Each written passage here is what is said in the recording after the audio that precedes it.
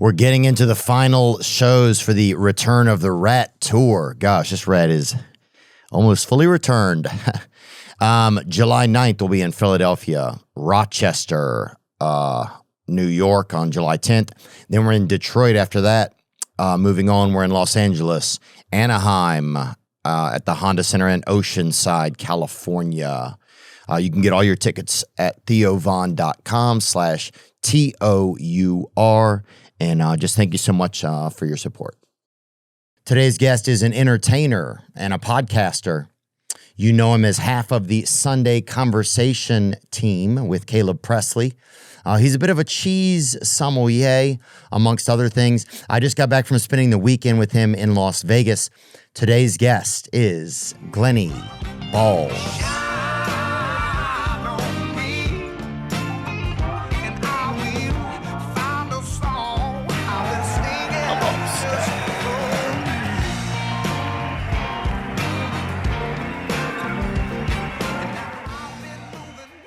Yeah, dude, good to see you, man.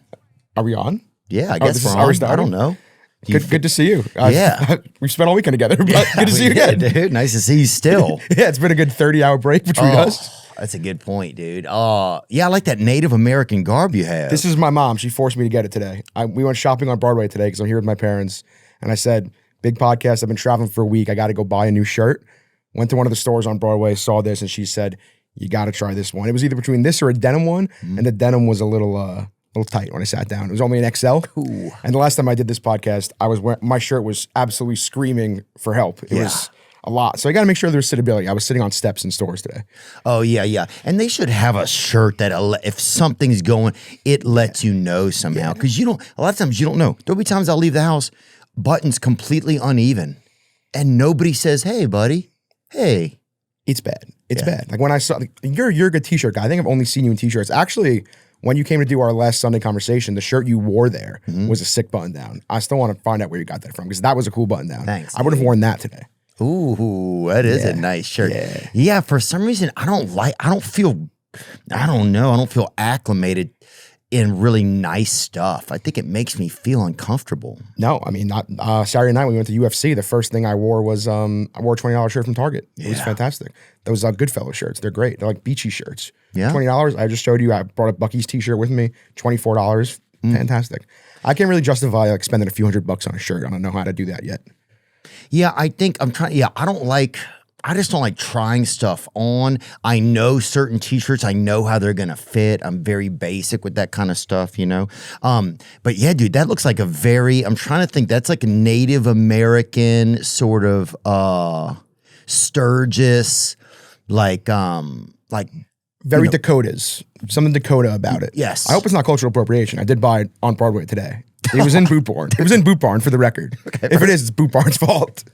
I'm sure, dude, first of all, our whole country is cultural appropriation. So can we just, yes.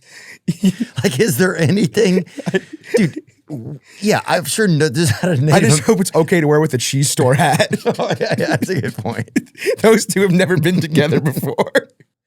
Well, it's sad that we took over the Native Americans' land to build a cheese store too, but it's also, it tastes so good, dude. That's so good. Thing. I went to the cheese store last week. It was fantastic as always. Oh, if you get a comfortable Brie, it's like sometimes you want to swallow it, but you want it to stay in your mouth.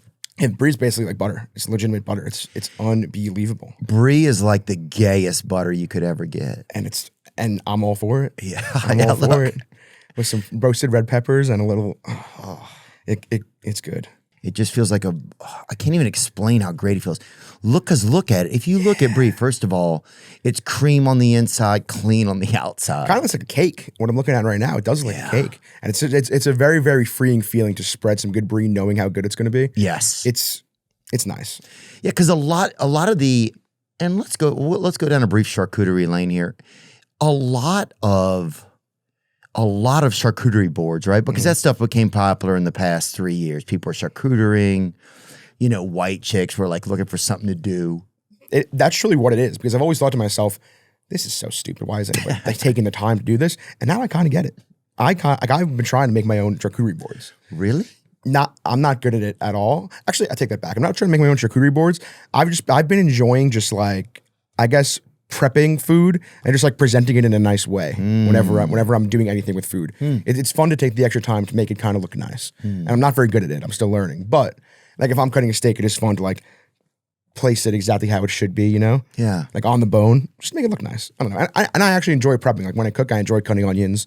I enjoy cutting tomatoes. I think it's fun. Yeah. I like the thrill of possibly something happening. Yeah, no, I do. You know, there is something fun about. There's something fun like if somebody's like, here, cut this, and you're like, and then it's all cut. You're like, we did that. I did that. It's fun to Yeah. see it. Like you could buy diced onions. I'd rather dice my own onion. I actually cut myself a few weeks ago doing it, but Yeah? I survived. But hey, you're a guy who's willing to get in there, get into the produce trenches, get into these kind of vegetable Vietnam situations where shit gets kind of intense. Yes, and sometimes you lose. Yes, I lost a few weeks ago, but it's okay.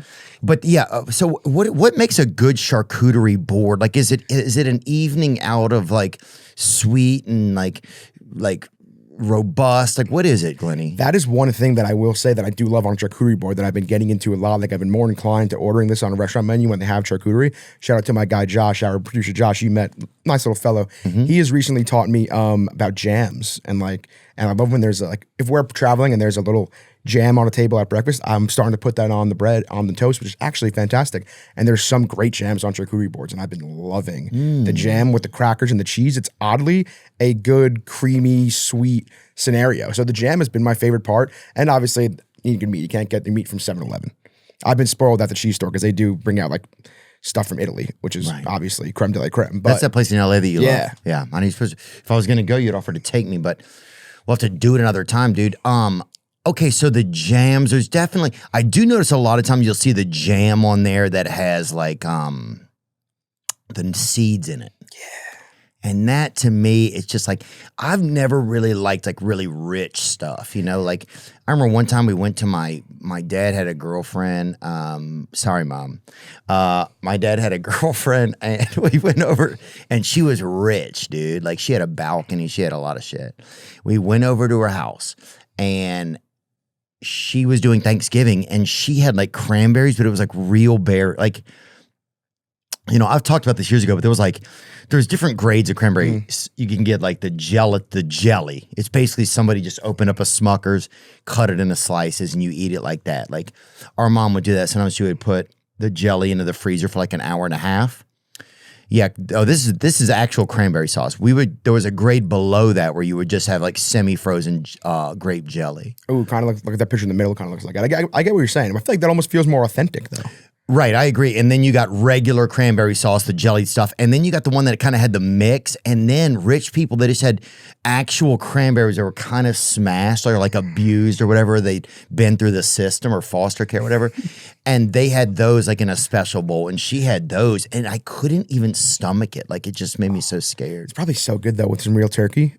Some good authentic, that you said it was Thanksgiving, some good Thanksgiving turkey. Like that's another thing I've been enjoying on Thanksgiving, the cranberry sauce. The sweet and savory really is a delight. I've been doing some pervert stuff recently with like getting a chocolate bar, like taking a Hershey's and taking a pretzel and just doing it myself. Because you could buy chocolate covered pretzels, but if you get the little do it yourself, take one square of Hershey, one bite of a pretzel together in the same bite, it's a joy.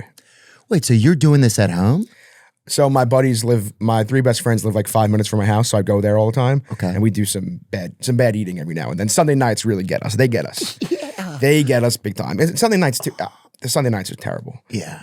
Sometimes we'll do candy. I don't even like candy, and we'll do candy.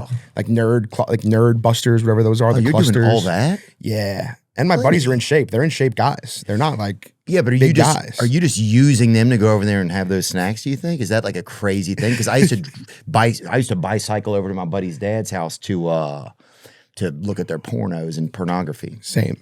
But yeah, no, I mean I think it's a mutual thing. It's mutual. It's mutual. They love it. They love it more than me, honestly. But I don't like man-eating nerd ropes late at night or whatever. To me, that is... It's the Sunday nights. Sunday nights will get you badly. It will. It's Sunday night. If they didn't exist, I would maybe have a six-pack. I'm bad at Sunday nights. I'm bad at Sunday nights.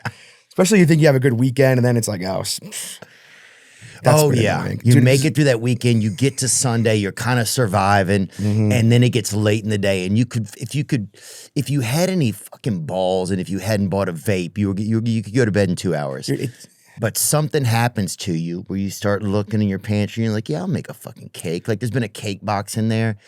You're like, I can eat a bunch of peanut butter right now. I love peanut butter and apple. That's the thing too, that Sundays are killing me because I've been trying. So my peak weight that I've ever weighed was 355 years ago, like 6 years ago. I was a big boy. Yeah. Is there any photos big of boy. that? Glenny, that is Yes. Oh my God, you were on the cusp of getting one of those shows. So, yeah. So I was a big boy. like 2018. It was 2018. I think I weighed myself and it was 355 in like Labor Day weekend of 2018. And then, so now I'm like sitting at like, that's pretty big right there. Wow. Ew. Oh my Ew. Look at that Billy Joel shirt. Ew. God. Oh my God. That's disgusting. Look at that Billy Joel billboard, dude. Jeez, that is a billboard. That shirt could, but yeah, you could fit 3 people in that shirt. Well, you definitely increased the font of it when you put it on. That's for sure. Even that Auburn picture on the left there with Marina and Chuck. That's a big boy. Jesus Christ. That's you? Yes. Nuh-uh. Zoom in a little bit. Oh my God. That's Glenny, a big boy. Look like somebody poisoned you. I needed to get poisoned to lose some weight. Wow. And what were you doing for work? Were you like one of those secret people that eats at restaurants? No, but that's crazy. You know what the problem was? I was working at Barstool and it was in Manhattan. So I would get like fucking like, I went to this place Toasties all the time. It was like chicken cutlet and bacon heroes for lunch. You can't have that for lunch. If you're a normal person, you got to have a salad for lunch or like a bowl, a Chipotle bowl. Yeah. You can't be banging out chicken cutlet bacon heroes for lunch. You just can't do it. Yeah, if you're dinner lunching, then you are exactly. So that's what but what I was going to say is Italian. since my top peak weight, I'm at like 355. So I'm sitting right now at like 257, and I'm dying. I want to take all my friends and family when I finally hit 255, 100 to Outback to celebrate at Outback. Yeah, but I've just been sitting at 257, and what I'm saying is, if there were no Sunday nights, I think I would be at 255. Ooh. I'm so close. Actually, I weighed myself the other day, our hotel in Vegas. They had scales in the room, which was mean. There should never be a scale in a hotel room. Well, those are for drugs. There was a human scale. I was like, it's interesting. You're like, whoa, Glenny's balancing on this very small scale in here. And then Saturday morning, I woke up and I was like, it was just staring at me, like telling me, come in, get on me, get on me. Come here, white boy, or whatever. Yeah. Was it set to urban or whatever? Because sometimes it'd be like, get in here, honky. He was just staring at me, below the sink. Get on, honky. I got on. It worked. Yeah, there you go. And it was 254.8. But I'm not calling it official till I get one Monday and it's under 255. Then we're going Outback. Yeah. That's fair. Monday weigh-ins. I've been doing Monday, but I'm also thinking I got to stop doing every Monday because then if I have a good week, I'll let myself go a little bit. I want to start doing like monthly, I think. I think monthly is the key. Monthly weigh-ins? I think that's the key.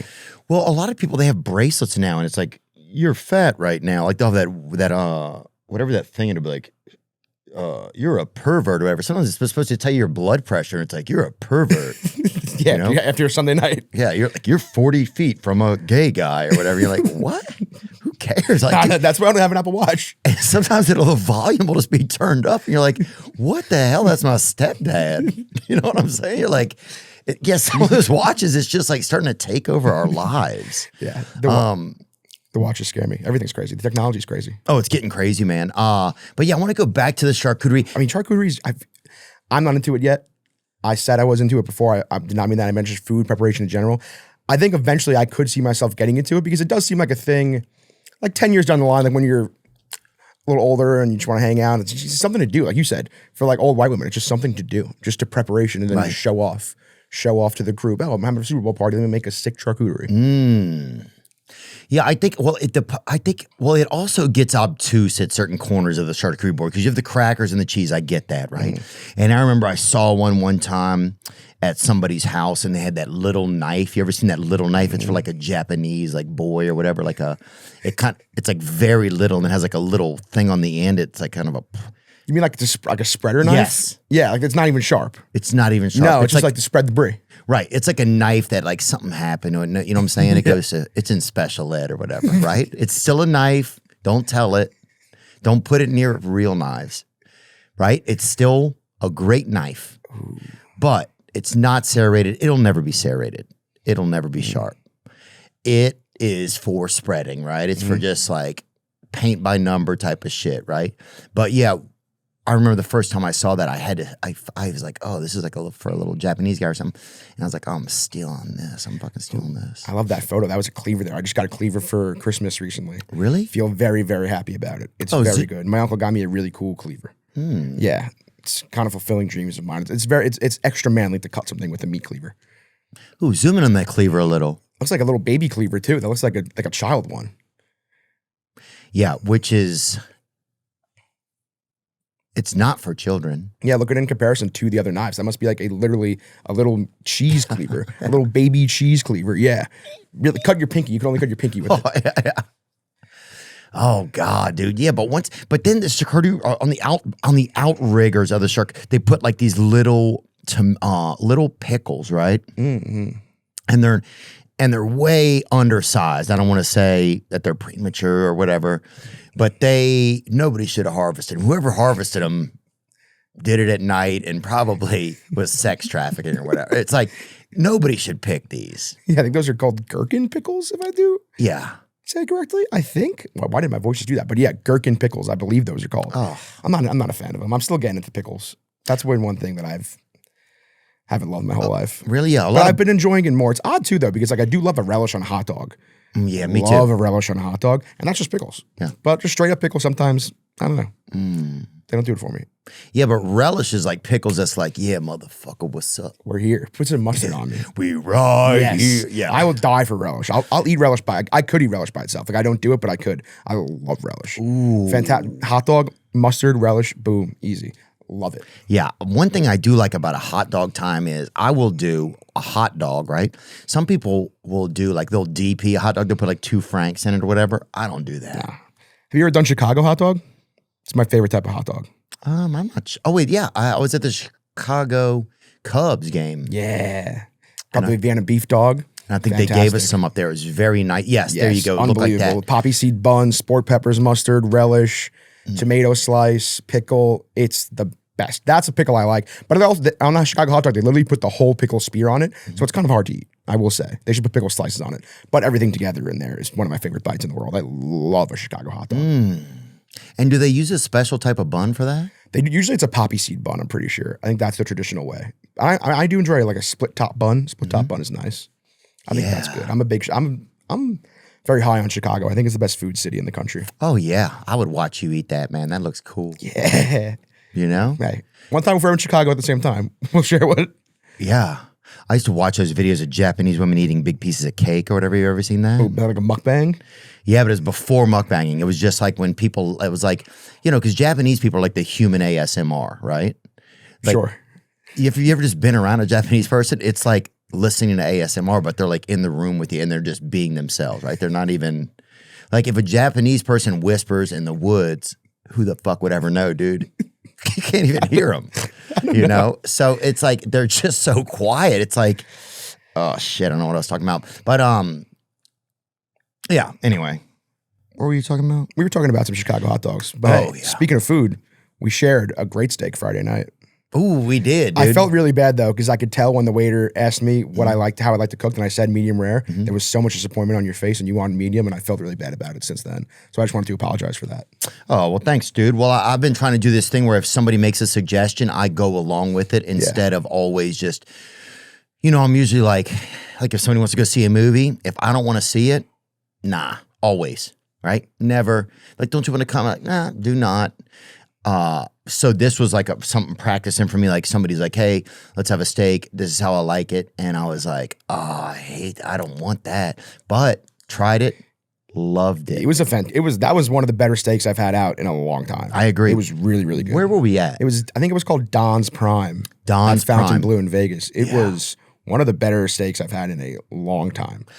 Yeah, I agree. And I'll say what even made it good, I think for me, let's tell each other what they thought made it good. For me, it wasn't overwhelmed with like seasoning and too much juice, like too juicy. Like sometimes juice it's nice, but it was just kind of perfect. It didn't like get the plate all blood. It was just kind of perfectly like, hey, it almost like it showed up and was like, hey, I know I'm fucking the shit. Yeah, because they kept telling us, as soon as we sat down, they said, oh, this is from some sick farm in Idaho. Yeah. This is good meat. And we all said, oh, that's the one we're getting. And it made me happy to see, because like there's so many times where I'm sitting around at these restaurants and you hear about all these details about the meat, and it comes and it's whatever. That you could taste the difference. That was really one of the better steaks I've ever had. Oh, I agree, man. It was great. And we split up. It was the perfect amount because we were still going to go out for a bit. We weren't too weighed down, like leaning on the speaker in the corner of the bar. No. Dude, one thing, what they're always like, yeah, this calf, it was like tickled by tall kids or whatever. And you're like, well. Yeah, the Japanese, the Wagyu, they're going through everything. They're eating good there. Like they're feeding them just grass fed. They're just eating grass all their lives. But they're like Japanese people whispered directly into the skin of this animal while it was being raised. You know, it's like raised in a 2-bedroom apartment. You're like, holy shit. Some of this meat sounds very fancy. But yeah, it's like, it's so scary to think about. I always do this too many times. Like to think about truly how many animals there are if all of this food is being given to people. It's so scary to think about. What are you saying? Like how many like chickens are murdered, or not murdered, but killed a day? Mm-hmm. Like so many.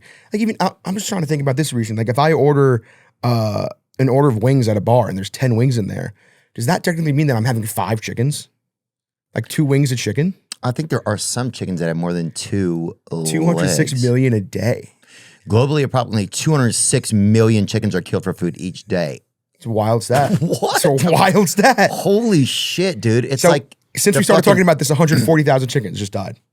Oh. That's wild. That's the original Gaza right there, dude. That's crazy. I can't believe they're doing that. In the United States alone, the number's around 26 million chickens. That means that roughly 140,000 chickens are slaughtered every minute. But hold on. How many people live in America? I think it's 350 million. I think that sounds right. It's around there, I think. So you're saying... Yeah, 340 million, 26 million chickens a day. Mm-hmm. So that means 1 out of... I'm trying to do this math. I'm not very good at math. It's like 1 out of 13, maybe 14. I don't know. I think 340 divided by 26 is around 13 well, you're right. 14. 12. Wow. So 1 out of 13 people every day is having a chicken. Which seems kind of low. I thought it seemed right on time. Really? Yeah. Because I think children don't eat a lot of chicken because they're so little and they can't. And you shouldn't give expensive food to children. I had chicken today. Yeah, I had a chicken sandwich. You already had it? Yeah, I ordered a grilled chicken sandwich from Potbelly today. Right before I came. I need something in the system. You want to know what happened to me yesterday that I'm actually really disappointed about? Yeah. And I hope that whoever did this sees this podcast and come catch me outside. But yesterday, I was out. Me and my parents did one of those party buses. And then sent me a photo of a beautiful picture. We'll include the picture. Nice photo. And then I went to one of these party buses, and then we all went back to the hotel afterwards. And I was pretty hungry. I ordered some Chick-fil-A to be there when I get there. Someone stole it. No. Someone stole it. I was actually pooping. I was in the bathroom. It got delivered at 4:23 p.m. I heard the guy knocked on the door, left it outside. 4:36, I opened the door. Vanished into the night. Somebody stole it. I was fucking furious.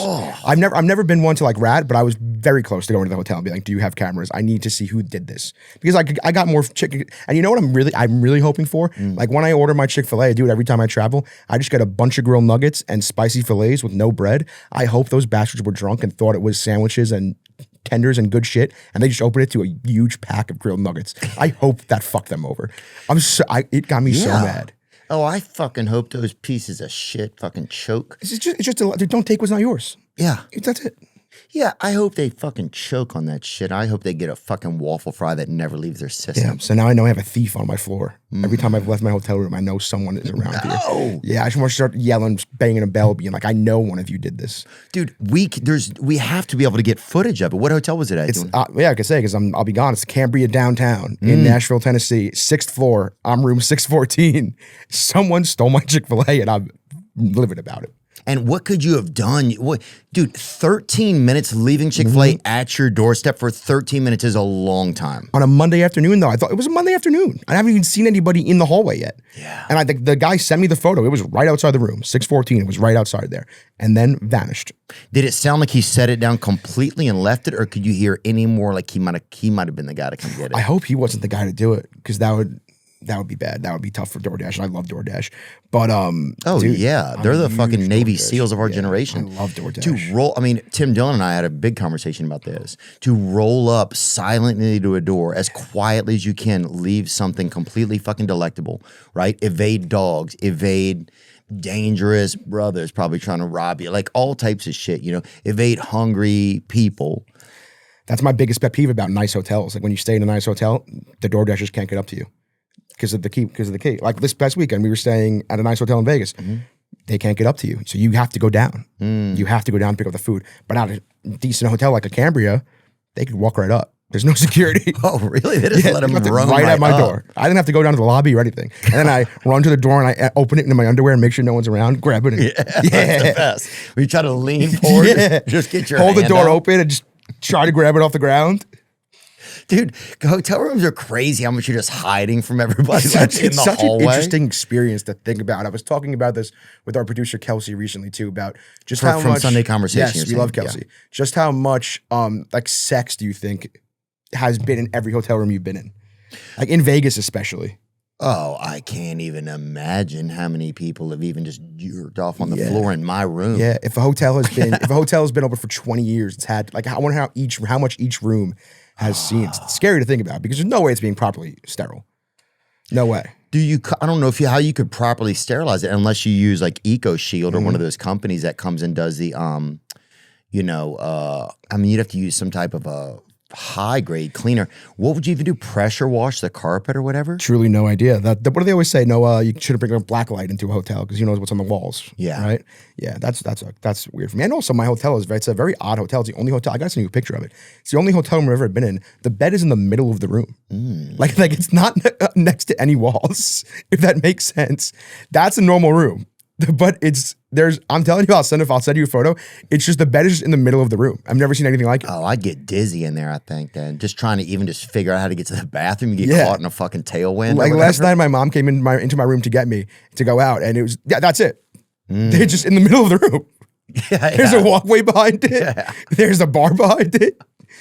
Yeah, that's too much. I like my bed in a corner. I like to eliminate all possibility of things attacking me or whatever. That's how I sleep in complete fear. I do love a good hotel view, though. I'm a sucker for a good view. I love a good view. We went to Power Slap. Unbelievable. What'd you think? It was your first time. Unbelievable. I mean, thanks to you, obviously you were in the first row. Being that close and seeing it, hearing it, the sounds of it is the craziest part. Yeah, I can't believe my only complaint actually is the bigger guys at the end, they're so big they don't fall. So the third guy, what was his name? Blackburn, he was a nut. It was awesome because those guys were falling. I don't know if you remember, the one guy fell he got slapped and then he fell so hard his face hit the little middle thing they use. He got double hit. It was unbelievable. Power Slap was awesome. We were almost saying it was like, it's more of like a party environment, like just talking to everybody, hanging out. And then it's like, instead of a band is playing, it's just big guys get slapped. Yeah, it's kind of like you're sitting there having a snack or chatting or having a ice water or something, and then you can feel somebody's about to slap somebody in the corner of the room. Everybody literally goes silent for 1 second, looks over. Somebody slaps the living lights out of somebody else, and then and it's so cool because like me and Caleb went to our first UFC Saturday, and there's a few moments where you saw something like when you make that face every single fight in Power Slap. Yeah. Every single time you see it, it's just literally holy shit. Oh, it's overwhelming. And the one big guy, remember he was going right and then he just started to hit with his left? That was a stunning moment. Yeah, he's like the Cal Ripken in a fucking Power Slap, whatever. That dude Mark can just Teixeira. Yeah, he can play from both sides. He was on. I don't even think I think he did announce it because then they kept saying, "Oh, he's going left this time. He's going left." I thought it was a surprise. I thought he surprised left, but it wasn't. It would be great, but they announce. This is one thing. It's about Power Slap. They announce like, all right, it's left on one. It just tells you what hand he's using. It's just a wild scene. It's a wild scene, and first of all, there's all these influencers there, right? So you're like, everybody's like an influencer. It's like, oh yeah, have you met Salad Boy or whatever? And it's like, who? And they're like, yeah, this is Salad Boy. They're like, he doesn't have any arms, but watch him mix up this salad or whatever. You're like, He's like, I've mixed over 2,000 salads. You walk in the room, the Rizzler's clearly there. Yeah, he wasn't dude. there. I wish he was there. But yeah, it's like Salad Boy, or then like there was like a black guy and he's like, oh, this is my son. You've seen him on TikTok. He counted to 1 million one time. You're like, I don't give a fuck. Is he the kid asking you for money? Yeah, oh no, this is the best though. But yeah, they're like, hey, will you just do a video of my son? Just you guys count to 20 together. So I'm like, dude, I don't give a fuck, dude. I'm gonna do 10. Yeah, dude, I'll do 5 with this kid, but I want to just go sit back down. But the craziest thing that was happening at Power Slap was that the boxer Terrence was Crawford. Terrence Crawford was there, and he has a couple of beautiful young children. I think they were his children. I think they were too, because they were around him. Yeah. Most of the night, unless he was by us. Yeah, he was like, and the kids would come up to you, and they'd be like, hey, give me $100, right? But then you were talking to somebody else, and I was talking to the kid, and I said, "Oh, sorry, what are you asking him?" And he just goes, "Oh, I lost a bet. I want to see if I can have $100." But then at a certain point, I didn't bet with him, right? Because I don't know him, and he's a child or whatever. And then he comes back a while later, and he's like, "Pay up." Pay up, son. He said, this kid is a 6 here. And there was 3 of them, like a 6, maybe a 8, and a 9. And they're like, pay up, motherfucker, or whatever. Or pay up, son, pay up. So now I'm like, yeah, there's Terrence Crawford with his family right there. Yeah, I think it was the one on the right. It was him on the right. And so anyway, now you're like, well, I have to pay. Like, what if this kid goes back to his dad, one of the greatest fighters in the world, and goes, Dad, this guy lost a bet to me and won't pay it to me, dude. Dude, it's so scary to think about too. Like Terrence Crawford could kill both of us so easily. And so easily. All that kid has to go do is, Dad, this guy's that's all it needs for a dad to get activated. And we're like, fatherhood's going to kick in, and then who's done? You and I guess me, because I'm with you by proxy. Oh, we're eating charcuterie through a freaking bag. We're sipping it. Through a colostomy bag. Ew, I could never have that happen to me, man. That would be sad. Oh, it was so sad. So yeah, I had to give each one of those kids like $40. And I'm like, these kids are hitmen, and they were going to every person in there. I bet those kids made 6 racks in there. Did you actually give them the money? Yeah. What the hell were you going to do? Yeah. The one kid had freaking cornrows. Yeah, here. Have a great time. Yeah. I hope, good luck. It was a big one for him. He got to see some slaps, made some money. He was on the clock. Crypto is blowing up again. Yep, that's true. I got both my feet in it. I've been dipping my toes in that Bitcoin sauce, baby. And whether you need Bitcoin or Solana or XRP or whatever, MoonPay is always the first app that I open when it comes to crypto. Since MoonPay works with Apple Pay, Venmo, PayPal, bank accounts, and credit cards, it's fast and easy to get what I need in a few clicks. And since MoonPay has been around for about 6 years and is used by millions of people, they've also formed pretty cool relationships with other companies in the crypto space, including Bitcoin.com. Now, you've definitely heard of their name, but maybe you didn't realize how useful their app is. It's a full-on crypto app where you can buy, sell, store, and learn all in one place. Whether you're just figuring out what Bitcoin actually is or you're ready to start building a portfolio, Bitcoin.com makes it super approachable. Pair it with MoonPay, and you've got everything you need to take your first steps into crypto or your next ones. You know, everyone is health hacking these days, biohacking. People want to live forever. I was at a 4-year-old's birthday party the other day. He said he wanted to live to be 1100. I'm like, dang, buddy. If you are going to live that long, you're going to need to keep your NAD levels replenished. That's what I'm talking about. NAD. I'm sure you've been hearing about it. And between the ages of 30 and 70, your NAD levels drop off by 65%. NAD, it's considered the battery pack of your cells. Yeah, you want to keep your cells restored. You want to keep them refreshed. That's why there's True Niagen. Yep, True Niagen. It's real fountain of youth vibes, man. It's a science-backed way to age better. It's clinically proven to boost your NAD levels by up to 150%, and it's backed by over 35 human clinical studies. And some people are like, well, what is NAD? What does it do? Well, it repairs and restores your cells, right? That's it. It doesn't give you like some crazy boost of energy. It's a long-term play. Andrew Huberman was on the podcast and we were talking about it. And he said it's one of the top health hacks that he could recommend. So here's what I do now. I take True Niagen every single day. And right now, this past weekend, listeners get up to 25% off True Niagen with code Theo. Go to trueniagen.com/THEO. That's TRUNIAGEN.com/Theo and use code Theo for up to 25% off. Your NAD levels will thank me. But yeah, power slap's nuts, man. Dude, one of the nuttiest things is, dude, they slap each other. And then I remember the first time I ever went, I'm waiting for an Uber after it. And one of the guys who had been slapped is waiting for in the Uber line. I'm like, what? You couldn't even just go to the cab. Yeah, I think I'm like 95% sure. Allegedly, it was the same dude. I mean, his head was swollen, and he looked It like had to be. Yeah. Their faces were so red. And he got into the Uber, showed up. He gets in through the trunk of it. I'm like, this guy is fucking. Their brains got to be destroyed. I just everything about it. How do they train? Who do they train with? Who do they hit? How does it? Because if you're training with a guy and you're taking the hits, how could you not then want to be the hitter as well? So who are you training on? Yeah, that's a good point. Like who's the one just taking the hits? Just them in training. Yeah, dude. If you're just doing hitting what guys you be like, yeah, I'll come over there and let you hit me 15 times so you can practice. But yeah, I won't hit you back. I'll just chill out. Like what? How could you not also want to be in power slap? Yeah.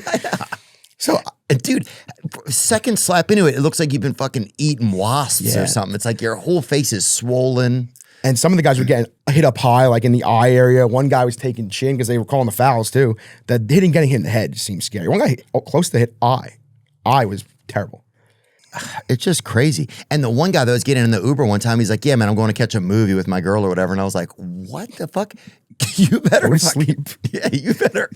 Dude, anything. Actually, and I was like, dude, anything that keeps you awake for 3 hours sounds good to us right now, dude.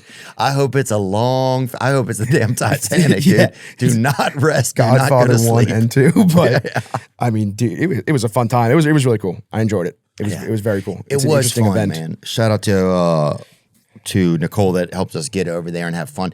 And they have it is fun. Like you're going in there and there's all these different like people that you've seen from like different things online, TikTok, everything. It's Max Crosby was there. It was cool to meet Cheryl Hines.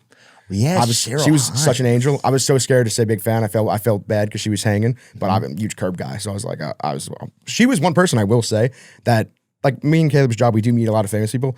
I didn't know she was coming when I started. I was like, wow, it kind of took me back a little bit. Like I've just watched Curb my whole life. So I was like, oh my God, Cheryl Hines.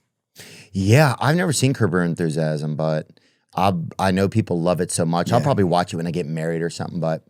Good show. 12 seasons though. It's a long haul. Really? Yeah, I just redid it a few months ago. I decided to do a full rewatch. At this age? Yeah. Do something else, man. You can watch this shit later. I know. I mean, sometimes I give them like a Monday night. I got nothing to do. I'll watch a show. Yeah. I'm thinking about doing a Sopranos rewatch. I haven't watched Sopranos in a long time, honestly. You should do that in a theater and have people come, have like a food experience for people. Wow. That's a good idea.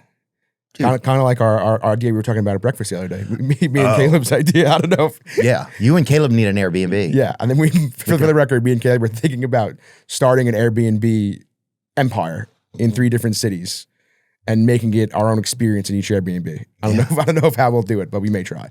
It'd be great and like have like a confessional in it where people that are going there, if it's like a bachelor party or bachelorette, they can go in there and give a nice message to the bachelor or bachelorette.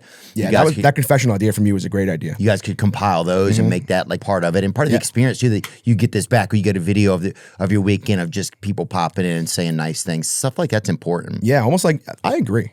People don't say enough nice things to people. It's nice when people just say nice. Like every now and then, I'm going to start doing it to you too. Every now and then, if it's like a Sunday and I'm maybe a little buzzed, having some drinks with my friends, and I'm in a good mood, I'll just text people and be like, "Hey, miss you. Hope all is well. You're a good guy. You're a stud." I think you do a really nice job of that, man. You make people feel super welcome, I think, You're like a welcome mat with black olives on the edges of it. Ooh, I appreciate that. That's the Greek side of me. But that's good. Dude. I mean, speaking of that, I got to commend you. I mean, same to you. You're so, like, seeing you this weekend at Power Stop, you're so nice to everybody, so courteous to everybody. Like, Power Stop, literally, I've never seen, you were like a Paul McCartney. You're like a Beatle. Really? And you're so nice to everybody. Yeah, I think sometimes I don't notice it unless I start to get like super uncomfortable, I don't know. But we had a great time, dude. Great time. Thank you for everything. It was a blast. Oh, thank you guys, dude. One of the reasons I went was because you guys were going to be there. I knew it was going to be some of y'all's first events. What did you think about the UFC? Because it was your first UFC as well, right? Yeah, it was our first UFC. UFC was fun. It was just, it was a blast, but what time did y'all show up? we got there at 7, so we were there for the main event. It was really cool to see. I did make a little parlay before we got there, and it did lose pretty quickly. I won the first one with that Van? gray-haired gentleman. I think like Danish or something. Dariush? Yes, but then I took Cara France. I loved his vibe at the weigh-ins, and that was a tough one because when he was doing the weigh-ins with the Haka thing, like he was doing. I said, "This guy's the man. I got to take this." And his brother was right behind us too. Yeah. When he lost, he was getting super into it.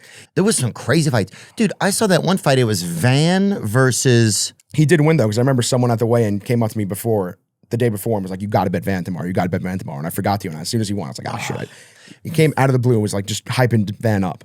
Yeah, it was Roy Val versus Van. Dude, I'd never seen this. There were times where they knocked each other out and then hit him again so quick that he knocked him back in, dude. I'd never seen that in my life. I saw it. I swear to God, I saw it 2 times in this match. A guy knocked a guy out and then knocked him right back in. I was like, Yeah.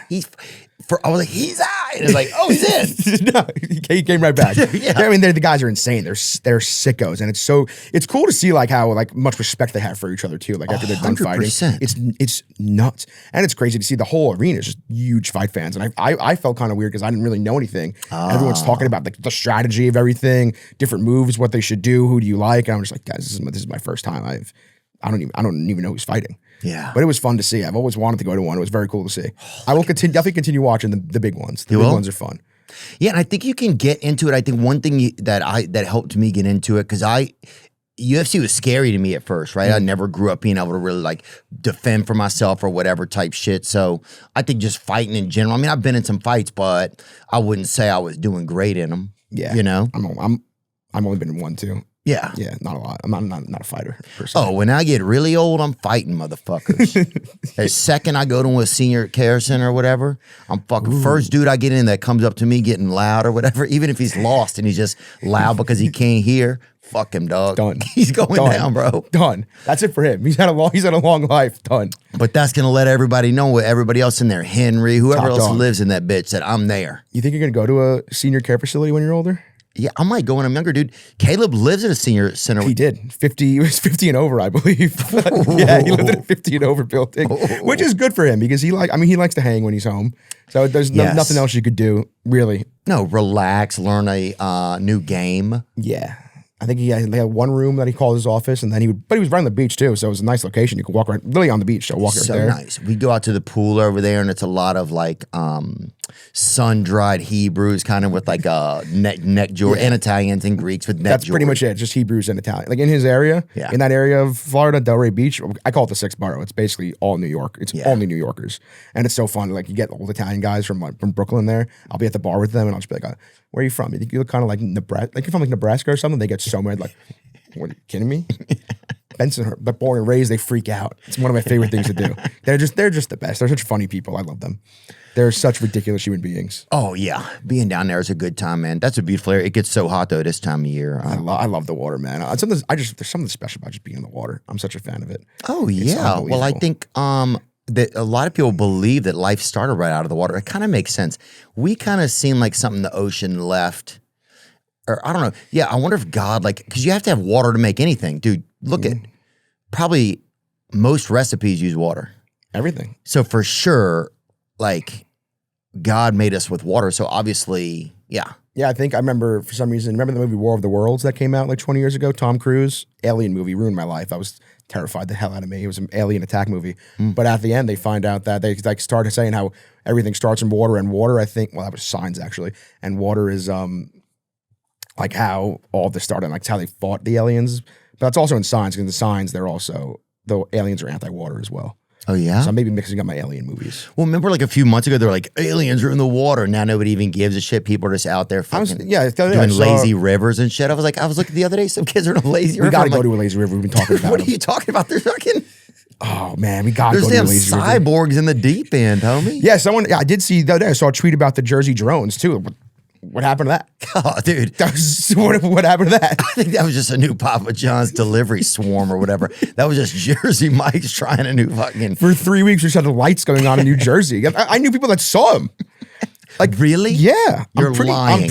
One of my buddies, his frat brother from college is a cop in Toms River, New Jersey. And he was like texting them like, I'm seeing these things. They're here. Well, why don't you fucking shoot at him or something? You're a fucking cop. He's just texting his buddies. You're doing the same thing we're doing. I don't know if you could go straight at him. What do you mean? Who's going to say, I saw somebody attack him. What are you going to say? The Toms River Police Department going to take out the alien drones? Yeah, dude. All he does is hit. Toms River PD? Bro, they hit dingers. There's like probably 5 guys on the force. Dude, whatever. We cheer for those little bastards when they won the World Series. Yeah, their World Series, Little League World Series home. Hit a ball at one of those drones. Todd Frazier. Yeah, they could. You think at the very least I could just hit a freaking fly ball and take out a couple drones? Well, especially like the fact that if it's aliens or whatever, that they're spying on New Jersey. I'm like, dude, yes, get some Jersey, but get like a charcuterie of America. Get some other places as well. She just don't think that everybody is, has a side hustle doing trading cards or whatever. that is very New Jersey. Yeah. It's such a creepy thing though, thinking about like aliens and if they exist. You know, it's actually a very weird thing to me too. What's your take on like supernatural stuff?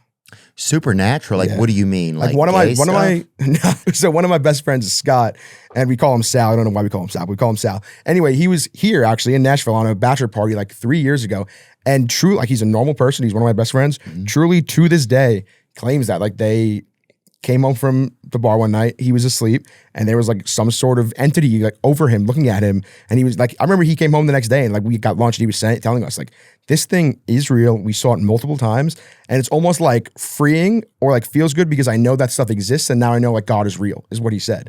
And he's a completely normal guy. He stands by it. Wow. Did he bring a chick home? Maybe he just brought a tall chick home with him. He said it was tall. He did say it was a tall really? being. But some of that shit's super scary, man. Like I recently had, I was in Los Angeles probably less than a year ago. Mm-hmm. And like we rented a house in the hills. And the hills for me is very scary. I don't like the hills. It's very like secluded and away from everything. It's just staying there in general freaks me out. And I was there with one of my producers, and he was landing at like 1 a.m. and I landed at like 6, and I went to this house. I didn't realize we booked it so far into the hills. It was almost under the Hollywood sign. Oh, yeah. And it was, we got there and I was like, this place is fucking terrifying. Like, look, nothing like the pictures. It was a nice house, but it was like almost like 70s themed. Like the pool wasn't even hot. It was cold. And then like Vince Neil died here or whatever. You're like, he's alive. He's there still. But that's what ruined, like Charles Manson, all that shit ruined the hills for me. It freaks me out. So I'm sitting there in my bed, just literally in a pretzel like this, freaked out. And I kid you not, I hear the loudest boom out of the blue. Don't know what it is. Had no idea what it was. It wasn't those fucking Costco dudes. Was it? AJ? Yeah. It was big AJ. It was big AJ. And then next thing I know, the Rizzler's there. That guy fucking, dude, and the crazy part is the Rizzler doesn't even fucking know Big AJ. The whole thing's unreal. Yeah, so many people think that he's Big AJ's child. He's just like a 5th grader or something, or 4th. I think he got held back, allegedly. And then they're like kind of this Jewish powerlifting family. I saw you had the Rizzler at one of your shows recently.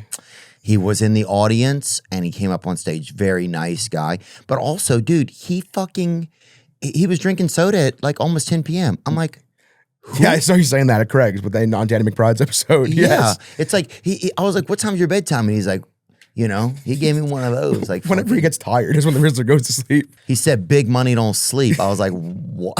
How much money do you think the Rizzler has? It's got to be multiple millions, I think, right? You think so? He's like the most famous person on the internet.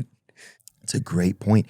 And he does like is he working in a children's market? He's kind of edging into adult marketing though. I wonder if kids even like are fans of him. I think it's more of adults just enamored with him. He's so gorgeous. He's unbelievable. He's definitely, I like that he's just himself, right? Yeah.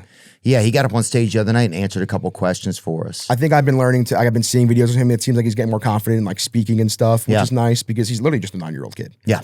Yeah, that's what I was hoping. I was like, well, let's get him up here and at least get a little bit of practice in front of a random night. And it was great, man. That was great to see him. Anyway, hear this boom. I don't even investigate. I'm terrified. I'm going to meet a few buddies at Barney's Beanery. And I'm like, you know what? I'm just going to go. I'm not coming back home till my producer lands at 1 a.m. So I got to occupy myself until he lands. There's no way I'm going back there alone. So I'm at Barney's Beanery for like 7 hours because I refuse to go home.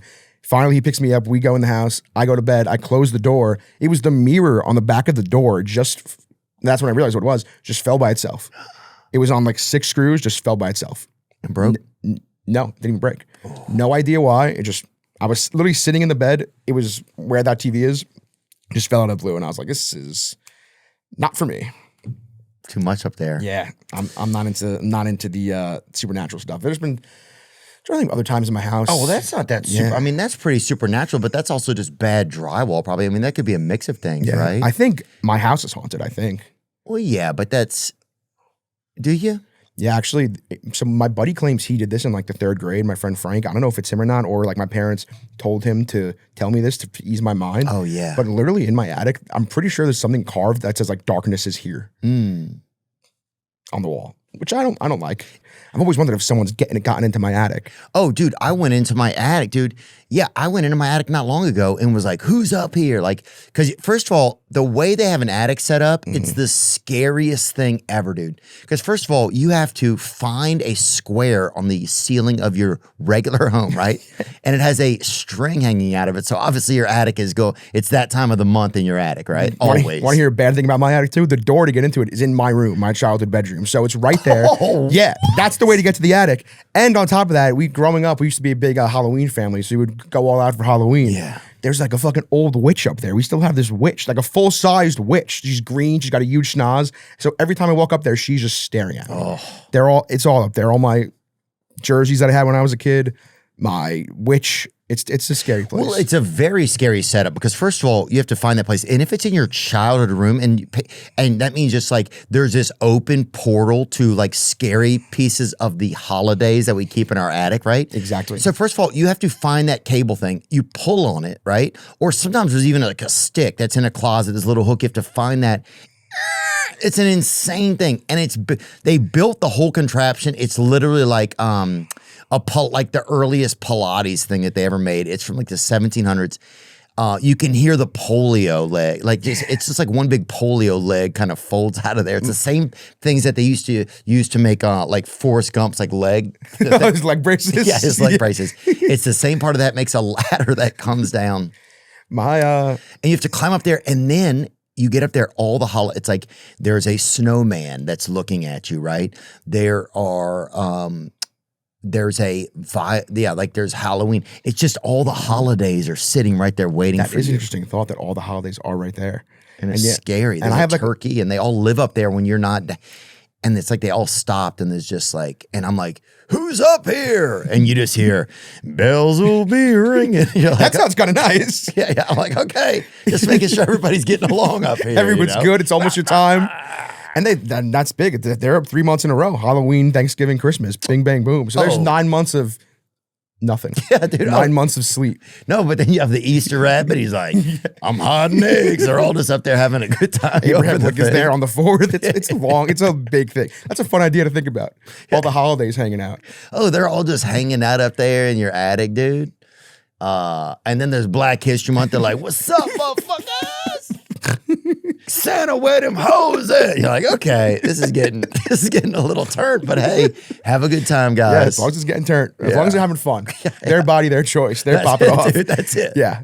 When it comes to Santa, Frankenstein, whoever, your body, your choice. Yeah, totally. And dude, I'm telling you, I have a witch up there. There's a legitimate green witch. It's a life-size witch. Of course. It's horrifying. Yeah, I haven't been up there. My heart's almost beating a little bit thinking about the attic. The attic's a scary thing. The attic is so scary. I had to go up the other day in my house, and I was like, where is the attic? And first, like, oh shit, that's where it is.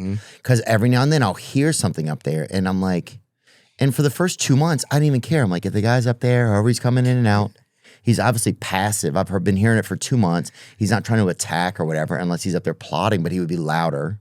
He'd have a chalkboard going. I would hear something, I'd hear like, him watching John Gruden YouTubes or something. I would hear some. Oh, that would be nice. I would hear some strategy though, Spider 2 banana just in the back of your ear. But it's an interesting thing, man. I don't know how I feel about all the supernatural stuff. I hope ghosts aren't real, but then I hope they are. Because if they are, that means God's real. Yeah. Dude, it's so bright outside. Have you been outside? It's impossibly bright. It's like I want to leave my eyes inside. But then I'm just outside without my eyes? No. There's only one solution, and our friends at Shady Rays have it figured out. with premium polarized shades that won't break the bank. Shady Rays is an independent sunglasses company offering a world-class product rated 5 stars by over 300,000 people. Plus, if your shades ever go missing or take an unexpected hit, don't sweat it. They have the most insane protection in all of eyewear. Every pair is backed by a lost or broken replacements. If you don't love your shades, exchange for a new pair or return worry-free within 30 days. There's no risk when you shop with Shady Rays. I like my Shady Rays. I'll be honest, the TV in my living room is too bright and I don't know how to change it. I will put my Shady Rays on while I watch sports especially. Exclusively for our listeners, Shady Rays is giving out their best deal. Head to shadyrays.com and use code Theo for 35% off polarized sunglasses. Try for yourself the shades rated 5 stars by over 300,000 people. You know, summertime is the perfect time to start a little side hustle. Whether you're at home and you making some homemade nougat or whatever in your spare bedroom and you want to sell that out of the back window or whatever to a couple of the neighbors, bruh. Or whether you plant a couple of avocado trees in your front yard and you start pushing produce. What I want to tell you, Shopify is there to help with your side hustle. And even as your side hustle grows into a full-time hustle, baby. You know, we had a merch store. Shopify was there. Bam, bam, bam, bam. All along the way as it's grown. Whether you have employees or even if you don't have employees, Shopify basically operates as your back office, overseeing operation for you so you can stay focused on the things that matter. At any time, you can open Shopify on your phone or laptop and see what people are shopping for, how many people are checking out, and what products are your favorites. So if you're ready to build your own empire, whether it's merch, a new product, or the next best idea, get on shopify.com/THEO and make it happen. That's shopify.com/Theo. Well, also I think there's two ways to, or like, I don't know if there's two ways to look at it. I just like saying that once in a while, but think believing in God is it's extraterrestrial in a certain way, right? Believing in like that we've come from something, right? Like, not that God's alien, but that you're believing in something supernatural. So to believe that supernatural powers could only go in the scope of what you want them. You know what I'm saying? Like sometimes we like to think of things only as we want to think of them. But I think if you're going to believe in supernatural, then a lot of things would be possible. Yeah, I think it kind of goes hand in hand. Because like that's just one thing I always say. Like, I don't know anything about how the universe was created, but even the Big Bang Theory, wasn't that few like particles or chemicals coming together and exploding? Yeah. Like how did those chemicals get there? How did those particles get there in the first place? It was the first meth lab, really. Yeah. That was the first one. Like how did those first things come together though? It's a crazy thought to think about. Yeah. Like when did it start? No one will know. It's crazy. It's definitely interesting. And then they allow us to show up and mill around, us loiter through life, just like traveling by, having some bruschetta, you know what I'm saying? Watching the genocide and then, trying to find a nice, and then the like commercials during the genocide. It's like nothing goes with this mass slaughter like a Pinot Noir, You're like, God, what has happened to us? Oh, very sad times in a lot of ways. But yeah, man, but you still have to live your life, right? And it's interesting. But then you're like, is Satan just amongst us? Like we treat each other, human beings, we're all, instead of just being like, hey, look how crazy it is, we're all living together on this magical Christmas ornament of the Lord that got hung in outer space. We're here shooting each other.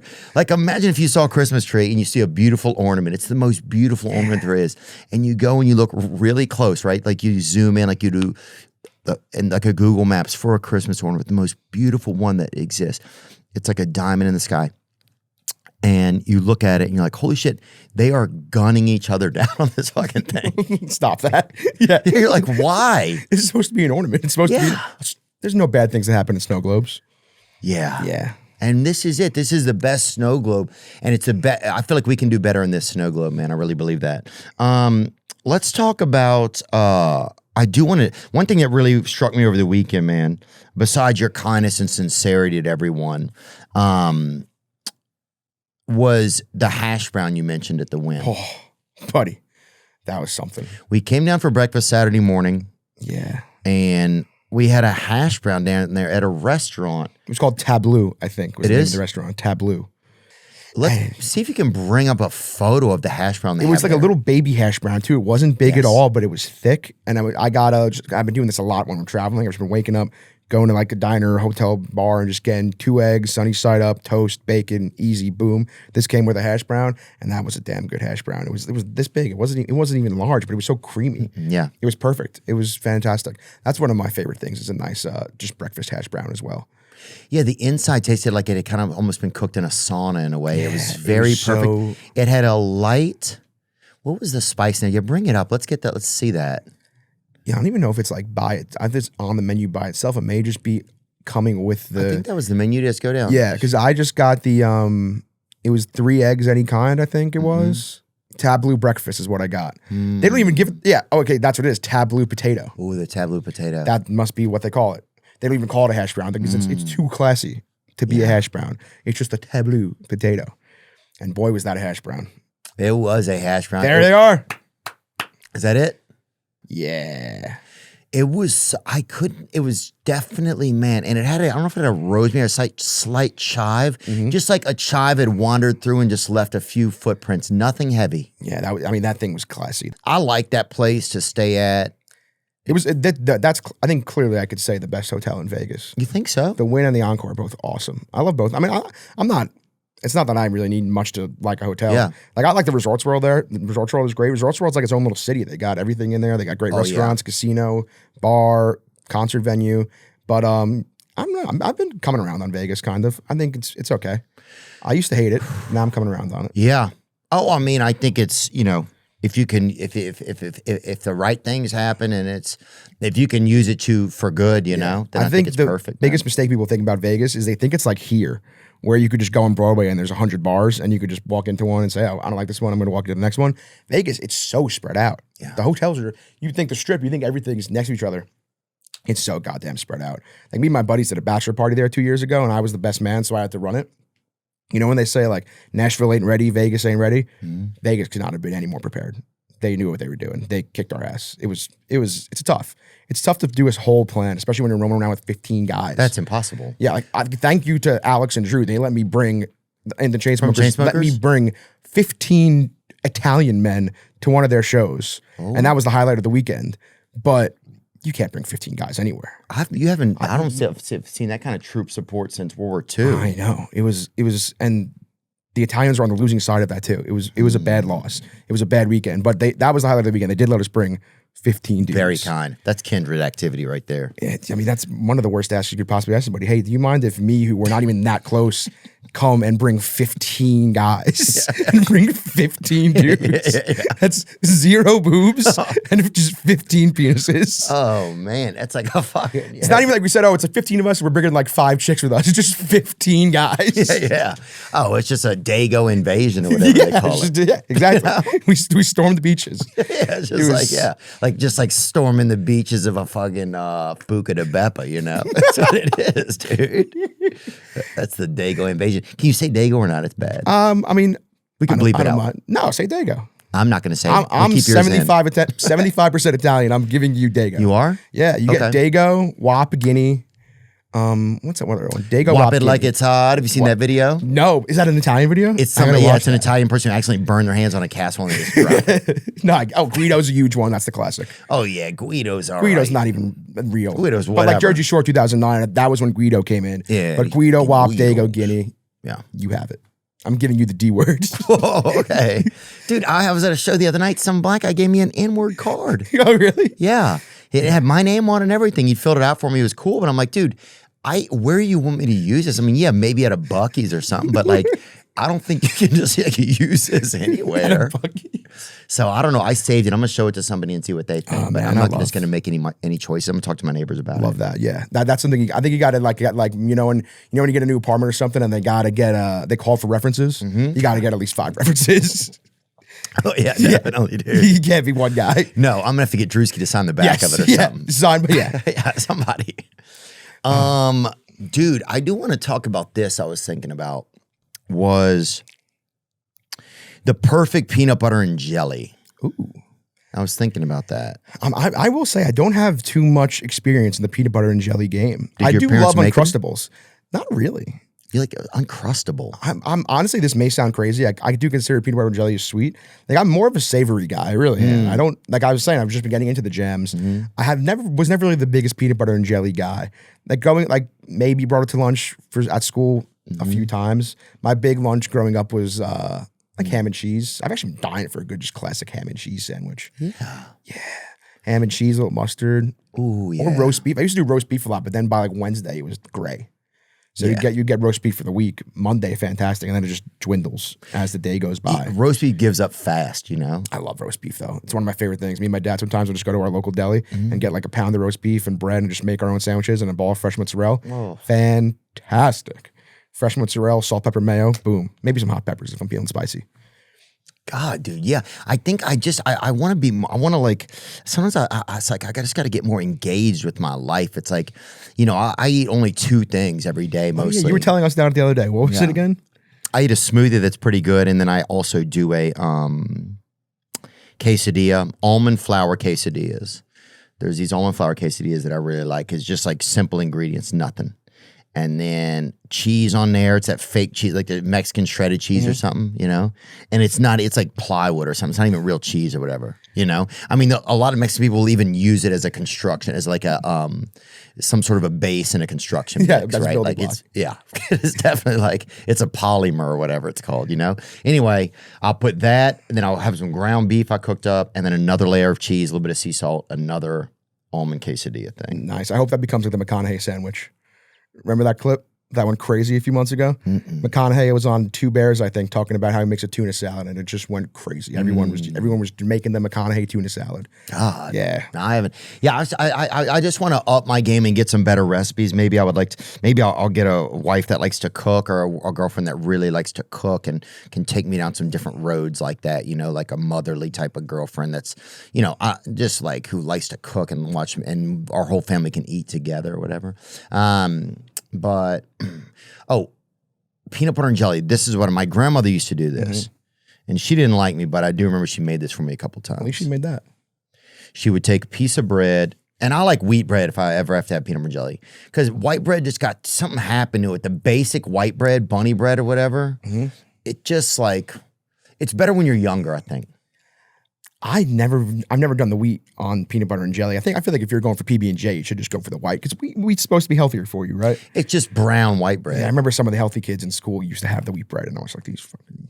Well, my mom was crazy like that. My mom would like never talk to us, but then make us eat, like, you know, she would be like, oh, we're having like lamb tonight. Like, my mom was very bizarre. Really? She'd be like, yeah, she would have no communication with us, but then be like, but tonight we were completely poor. But she'd be like, but tonight we're gonna have foie gras, and we'd all hope. She'd be like, emotional connection, right? But it was always like French onion soup, right? So it was just every time you're like, God. And it was like once a month she would do that. She'd come home from work like once a month, and we'd have a babysitter who was either deceased or like couldn't even. We had this one lady that couldn't even talk well. I think she'd been in like I don't know if she'd had a stroke right when we met her or whatever. But she stayed with us for 2 weeks, and I think she had a stroke like the day she got to us. And for 2 weeks we had no clue. It was just like playing charades with this like sweet older black lady. We're like, okay. Do you know how old you were for that? I have no idea. I was probably fucking 8 or whatever.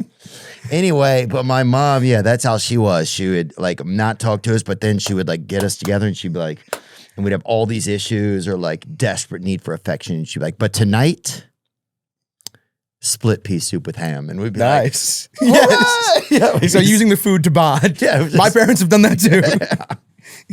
It was so excited, dude. Oh, for sure. I'm surprised that shirt doesn't have some spare gorgonzola in the pocket, you know? Yeah, my parents used to fucking supersize me. They would give me the supersized McDonald's when I was a kid. Did they? Yeah. That's crazy. I know. It's bad. I don't want to make them sound like bad parents. No, they're beautiful people. But when I was a child, I was having supersized McDonald's. Bad. You were the fucking first Rizzler then. Yeah. Yeah. Dude, I saw somebody he had 2 Jimmy John's. He's like, I don't even think I'm gonna eat one of these. I was like, all right, dude, do whatever. You can afford it. Live how you want, but still. But my grandmother would make she would put butter on one piece, nice, jelly on top of that, and then peanut butter on the other piece.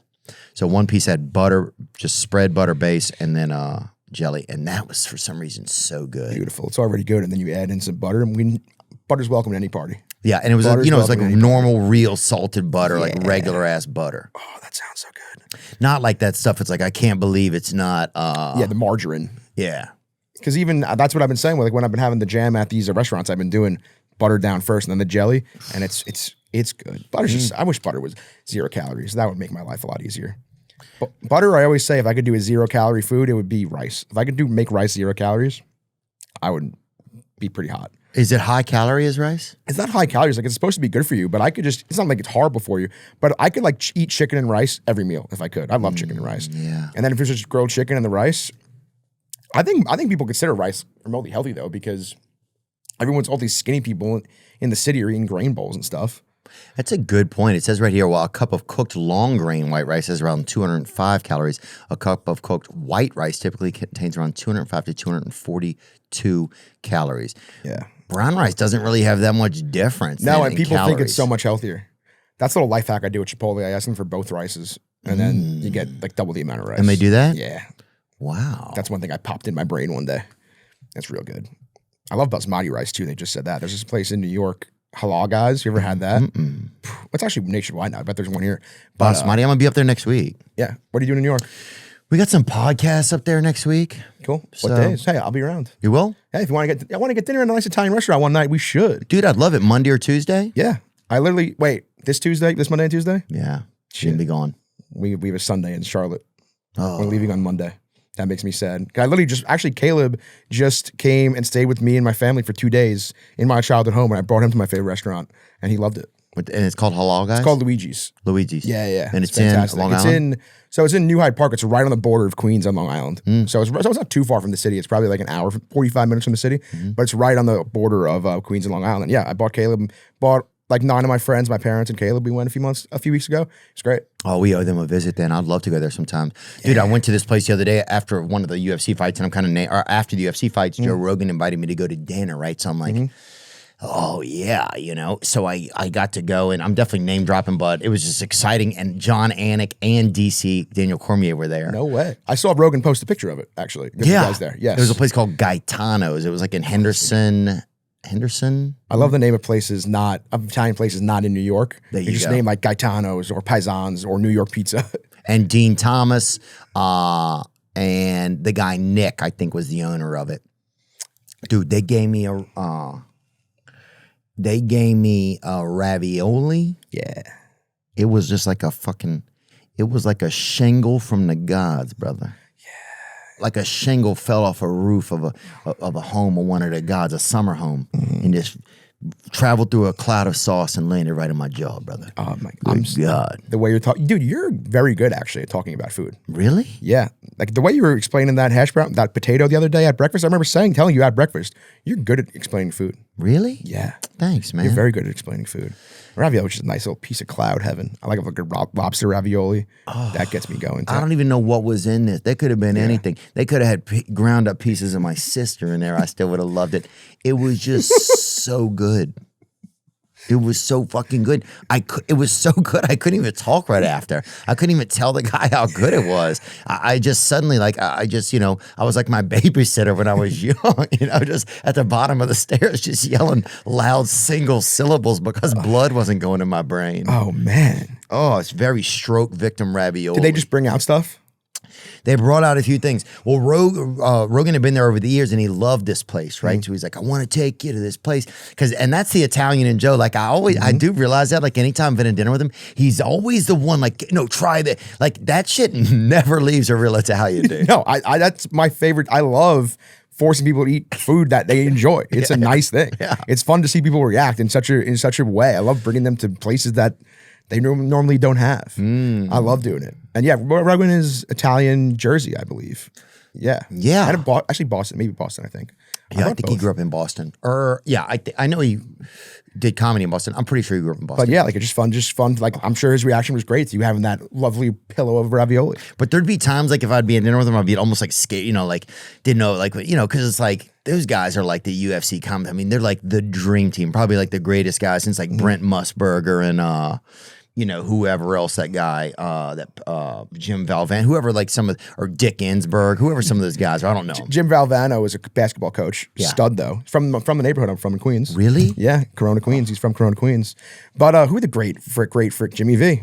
Legend. There he was. But I'm trying to think of other great announcers. Vern Lundquist people love. I love Sam Rosen. He used to do the New York Rangers. He just retired this year. He's a legend. Yeah? He's fantastic.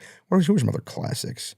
I love the dude who does the horse racing. I can't think of his name. Larry Colmus. He's a stud. He's a stud. That may be my favorite sports call of all time was American Pharoah, winning the Triple Crown. Really? Yeah. I'm not even the biggest horse racing person. It was just Let's very cool hear to it. see. Can we hear that? Yeah, I think he like says like American Pharoah is finally the one. And he does it. He does it perfectly. He's from another country?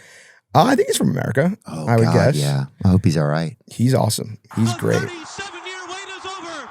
American Pharoah is finally the one. Yeah. American Pharoah has won the Triple Crown. Me and a bunch of my buddies were there. We were like 19 years old. Because we're 10 minutes from Belmont Park. So we all went. I have a video of it like on my phone, like a phone video of it that I still have. It's sick. But yeah, that was a cool experience to be at, to see the first Triple Crown in 37 years. Oh yeah. Oh, that's pretty incredible, huh? Yeah, to witness something that's just so rare like that. Yeah, it's funny. It's funny too because 2 years later, me and my friends also went, and there was another horse, Justified. We left before the race even happened, and he did win the Triple Crown. So we left before the next one because we already saw American Pharoah. Right. Once you see that, you're good. You don't have to. And those days there's so many freaking people. It's packed. Like At those Belmont things? Yeah, there's so many people. Like, it was so hot, so we were like, we got it. But good, even to beat the traffic, we got to get out of here. It's just so packed. Such a packed event. There's like 100,000 people at the park. And it's just like a lot of women that like it's like the new garden hats or whatever. Yeah. But now women will come in there with like the full guard, like an actual, a quarter hectare on their hat or whatever. Yeah, and like a UFO on their head or something. yeah, some broad over here, growing grapes off the back of her ball cap or whatever. And you're like, this shit is insane. It just gets a little too intense. Or the Look at one, those. yeah, the lady, the hat's so big you can't even get near her. You're like, well, who is that? Can't even see your eyes. Yeah, But so bizarre. The track's fun if you pick a good day. Like I like Saratoga. You ever been to Saratoga? Saratoga's awesome. That's a real fun place. Upstate New York. I think we have a show in Rochester or something. Oh, really? this That's week. like, I think we're probably 4 hours Next after week. that. Rochester's like up by Buffalo. Oh yeah, I've had some good times in Rochester. Almost got hit by a vehicle out there. Really? Walking home. Yeah. It's where the Gronkowskis are from. Are they really? Rochester birthed the Gronks. Pretty sure of it. All of them. Wow. I just saw. What a beast he is. Oh yeah, I just saw Rob the other day, man. Yeah. Yeah, it was so cool, interesting. He's an unbelievable. I've only been with him the one time we had him on the show recently, and that may have been up there for one of my favorite videos we've ever shot. That's Like, what Caleb says all the time. Was awesome. What is Caleb like as a boss? What is Caleb Pressley It's like funny. as a boss? It is funny because he's one of my best friends, like literally in the world. So it's kind of odd that he's my boss now. Sometimes he'll get mad at me. Every now and then. Like actually the other day, we landed in LA. Me and Kelsey landed, and we were both like, you know what? Let's go to Nobu Malibu for lunch. Let's take a little ride up the Pacific Coast Highway. And we went to Nobu Malibu, and we were like, how quickly do you think Caleb's going to see this on our story and say, oh, spending that money, huh? Like spending that company money. And then posted it. And we were like, you know what we're going to do? We're going to pay for this ourselves. So when he says something, we have this in our back pocket. Yeah. And I wake up to a DM from him the next day. He's like, oh, can't wait to look at this bill. And I was like, hey, bitch, paid for it myself. But we knew it was coming. So it's sometimes like that. That's the one thing sometimes that in the 6 months he's been my boss, he's very good at like giving a disappointed, like, oh, I knew you were going to do this thing to me. Yeah. Oh yeah, dude. I've certainly been like that, I think. And I mean, you have to. Because you totally have to. Like, there's no reason we should be spending $120 per person on lunch. There's not a reason. So we paid for it ourselves, but we knew he would say something, which he should. But it's the way he's very good at like sounding disappointed in me, and I hate when he's disappointed in me. Yeah, but also dinner lunching. It goes back to that issue. We were talking about that earlier. When people are dinner lunching. It's like, what are you doing? Like, and it's a blessing, I feel like, to be able to dinner lunch, like to have dinner at lunch. Yes, of course, because that, like Nobu Malibu, that's a dinner meal. That's not a lunch meal. Lunch should be a bowl from Chipotle.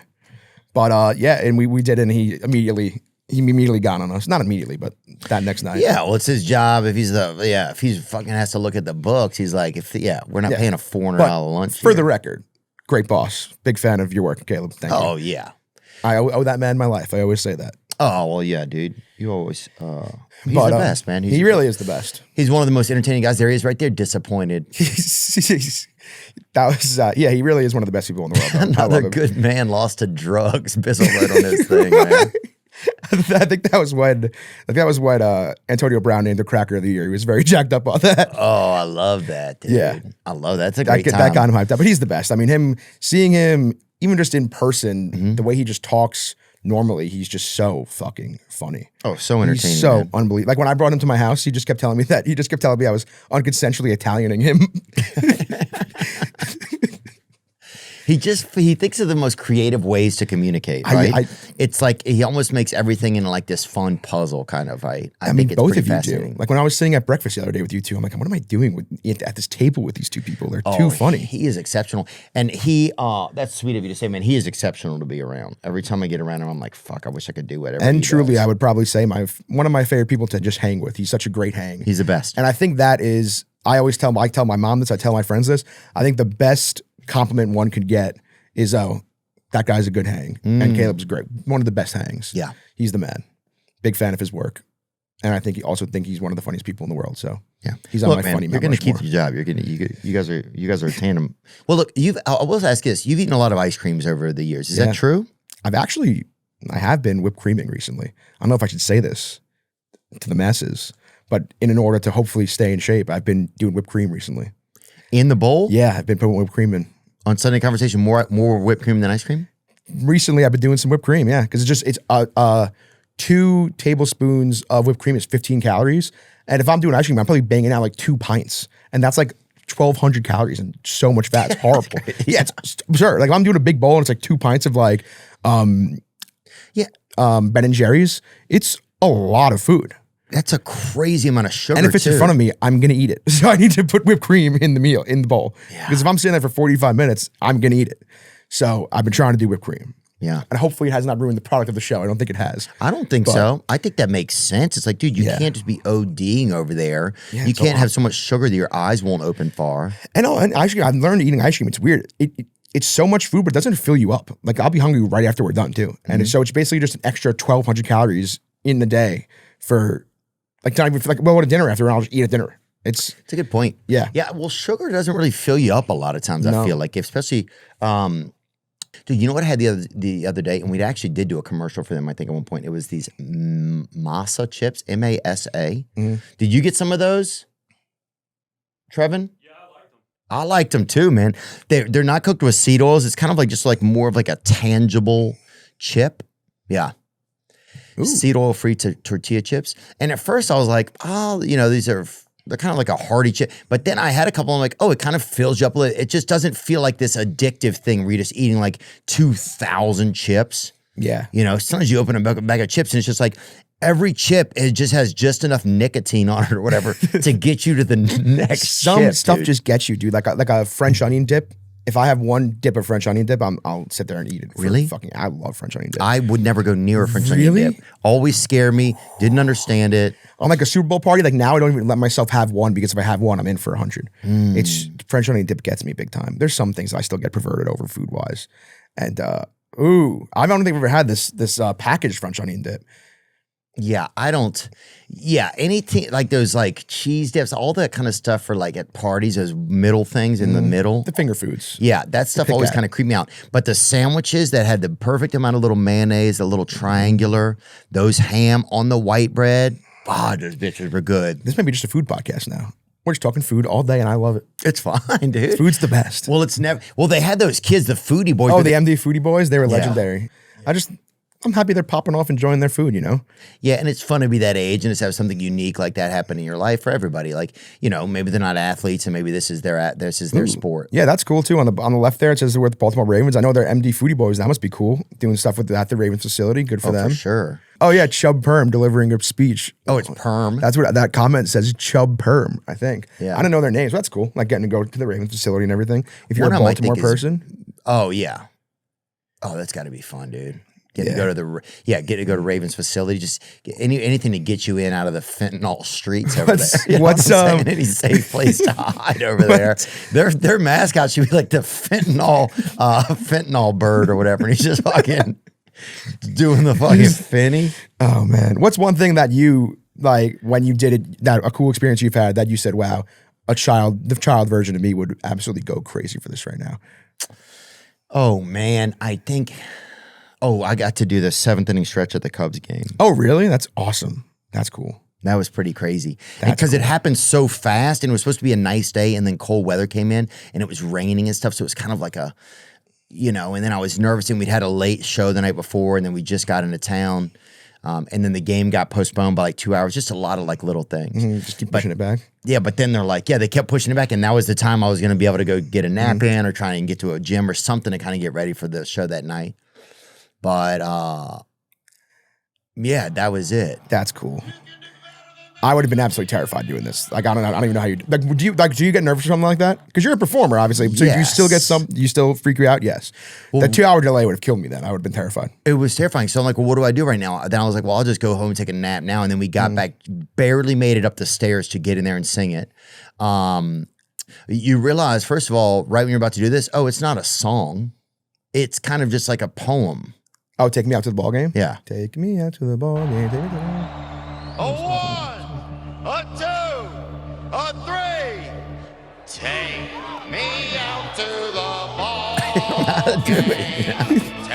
Oh, this is you singing? I didn't realize it was you. Are you trying to do like a Harry Carey impersonation? No, you can't sing it. It's not a song, is it? If I never get back, then we'll You know what's something I think you'll find hilarious? Can you look up Mets 7th inning stretch, Lazy Mary? Yeah, so this is that. They do this in the Mets games after Take Me Out to the Ball Game. They played this, which is hilarious. The whole crowd just does this. It's unbelievable. All right, let's start this. This is the little Italian song in the Met game. Every Met game after the 7th inning stretch. They do. Everybody does it. And then they do a Billy Joel. Then they do a Billy Joel sing along in the 8th inning. I swear to God. And you can't see. It's just like this little like. Just a little like the Italian emoji. Yeah. It's like the Italian hand emoji. Like. Yeah. That's a thing everybody does. Every game this happens, and then Billy Joel plays in the 8th inning. That's hilarious. It's unbelievable. It's so Yeah, funny. I guess I should have done it better at the Cubs thing.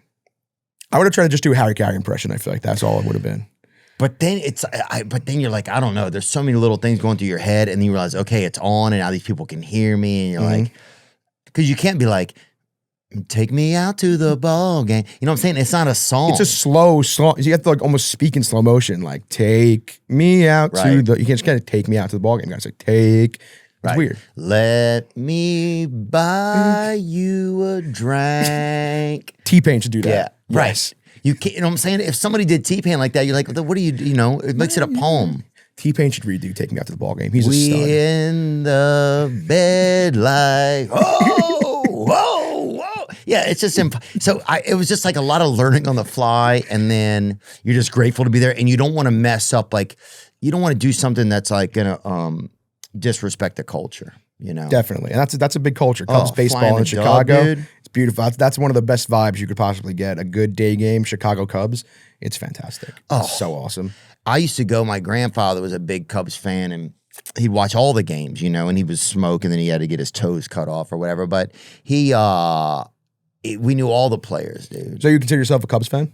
I think I was a Cubs fan for most of my life, probably. I think at heart I'll always be, you know, I want to see the dove fly, dude. I want to see, you know, I hope they dig up Sean Dunston and frickin', you know, find out who killed him or whatever, you know, if he's dead. I don't know if he is. Is that just an old player? I don't know who Sean Dunston is. Oh, yeah. I think, it's just a rumor. But, growing up with the Cubs, that's all I knew, because it was like Midwest, so we would just collect them and the Cincinnati Reds and the St. Louis Cardinals. I didn't even know other teams existed, really, you know? Interesting. Yeah, that's so cool. Interesting to think about, too, like baseball. I always see like people in Nashville, everyone's always wearing Brave stuff, because I guess the Braves are just like the team of the South. Yeah. Which I'd never really realized. I wish they would get a WNBA team here. I think I would get out and... They announced an expansion today. Not to where? Nashville. To Cleveland, Detroit, and Philadelphia.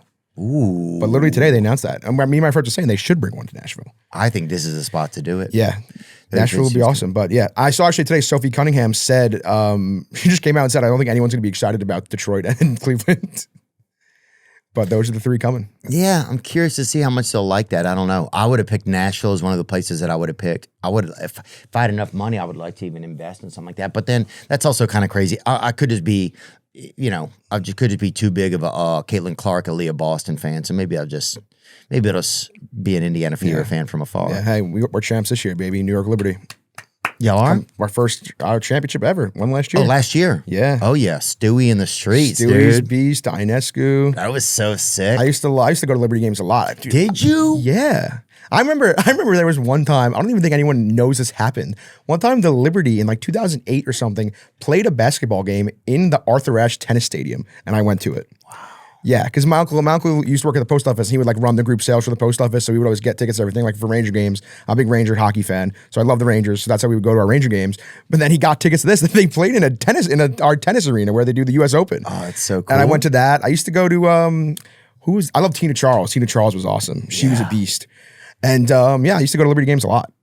But now they used to play at the Garden. Now they don't play at the Garden. They play in the Barclays Center. And Barclays Center is weird to get to. Yeah. It's in Brooklyn. I've only been to the Barclays Center like 5 times in my life. Yeah, it's fun. People showed up for their parade last year. Yeah. I think it's pretty sick. Cool.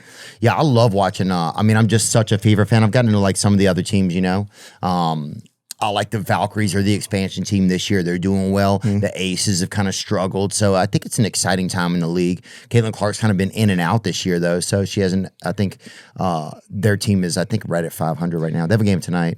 Yeah, I saw today they said the in-league players voted her the 9th best guard in the league, which is crazy. But there's some great guards in the league, though, too. Yeah, WNBA is fun. Anytime sports are on, I'm more happy. Yeah, because as a guy, first of all, I'm like, I can't dunk, right? So I can relate to all these women, most of them.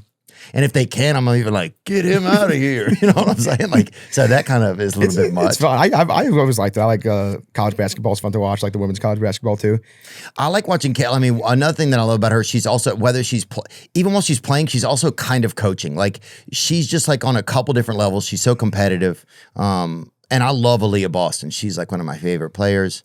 There's so many. I mean, I could sit here and talk about the Indian Fever for a long time, which is a little bit alarming. And it's so odd to think about. Like, I wonder how Caitlin Clark truly feels. Like she's the whole league. So it's kind of, I wonder how your mindset works in that frame of how you think. Like, you're technically bigger than like your coach, the owner of your team, everyone. Like, you're just the number one person in the league. How that affects your mind when you're trying to play. It's crazy. She must do it well. I believe that she must do it well, because otherwise it would be a catastrophe. And it doesn't seem like it is. In fact, it seems like she's taken she's made the correct choice at so many moments where she could have like spoken differently or fallen for a lot of traps out there. I'm trying to think in any other league if there's ever been someone that has meant so much to the league, like maybe like Wayne Gretzky in the NHL in like the 80s. I don't really even know. Maybe Ohtani right now to the MLB.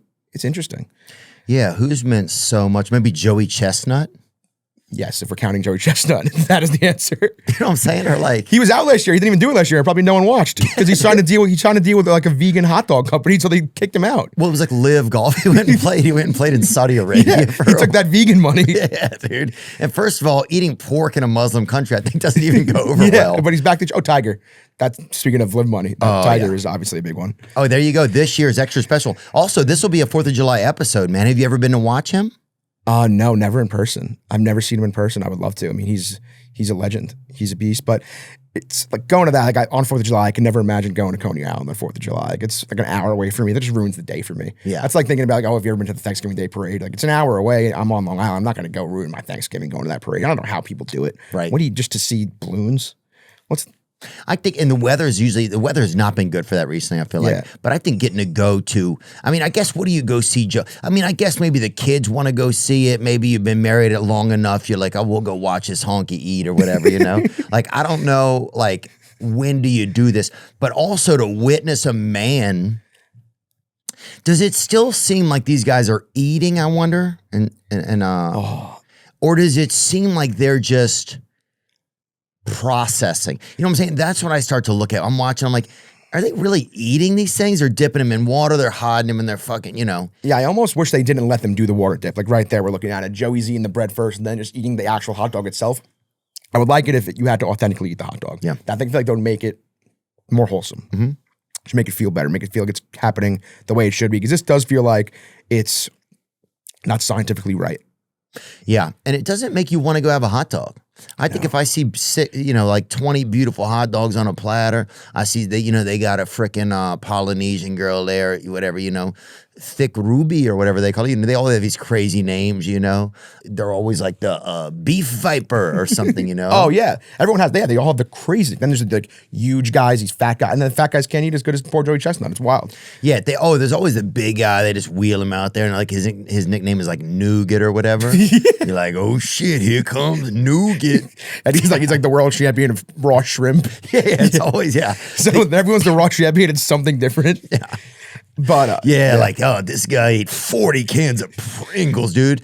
But if he's also in a neck brace, you're like, that kind of seems like it's cheating just based on the shapes of everything. Oh man, that's he has like a neck brace with like an extended cab on, like one of those African women. You're like, what's happening here? Like, if people are removing their fucking ribs or whatever so they can like hide more food, it's like, what the fuck are we doing?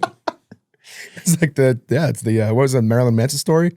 Did you ever hear that rumor, obviously? That he got his ribs ribs removed? That was a classic rumor. Yeah. Yeah, that was all over schools, grade schools. He's like my white whale to come on the podcast. Really? Interesting. Why? Marilyn Manson, the Pope, and I borrowed one of Caleb's white whales. Fat Joe? Mm-mm. Drake? Mm-mm. Caleb's? You guys haven't had him. Oh, who? But he's always wanted him.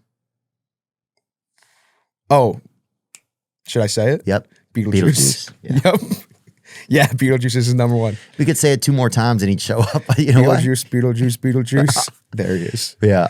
But what's up? What the fuck is up? Beetlejuice would be so amazing. Yeah, he's like the Black Nate Diaz, I feel like. Like he's just like everything's kind of so crazy with him. I think we've tried to get him. It's impossible to get. You can't get to him. No. His cousin, we put in some cash with Caleb to try to, see if he'd come on and even do something together, but he didn't want to do it. Yeah, I think he said at one point, I think one time Caleb was telling me like he lives with his sister and his sister won't let him on. So you were trying to like get her, like she was like trying to get her a massage, like get her out of the house and then go in and do it. Like under her nose.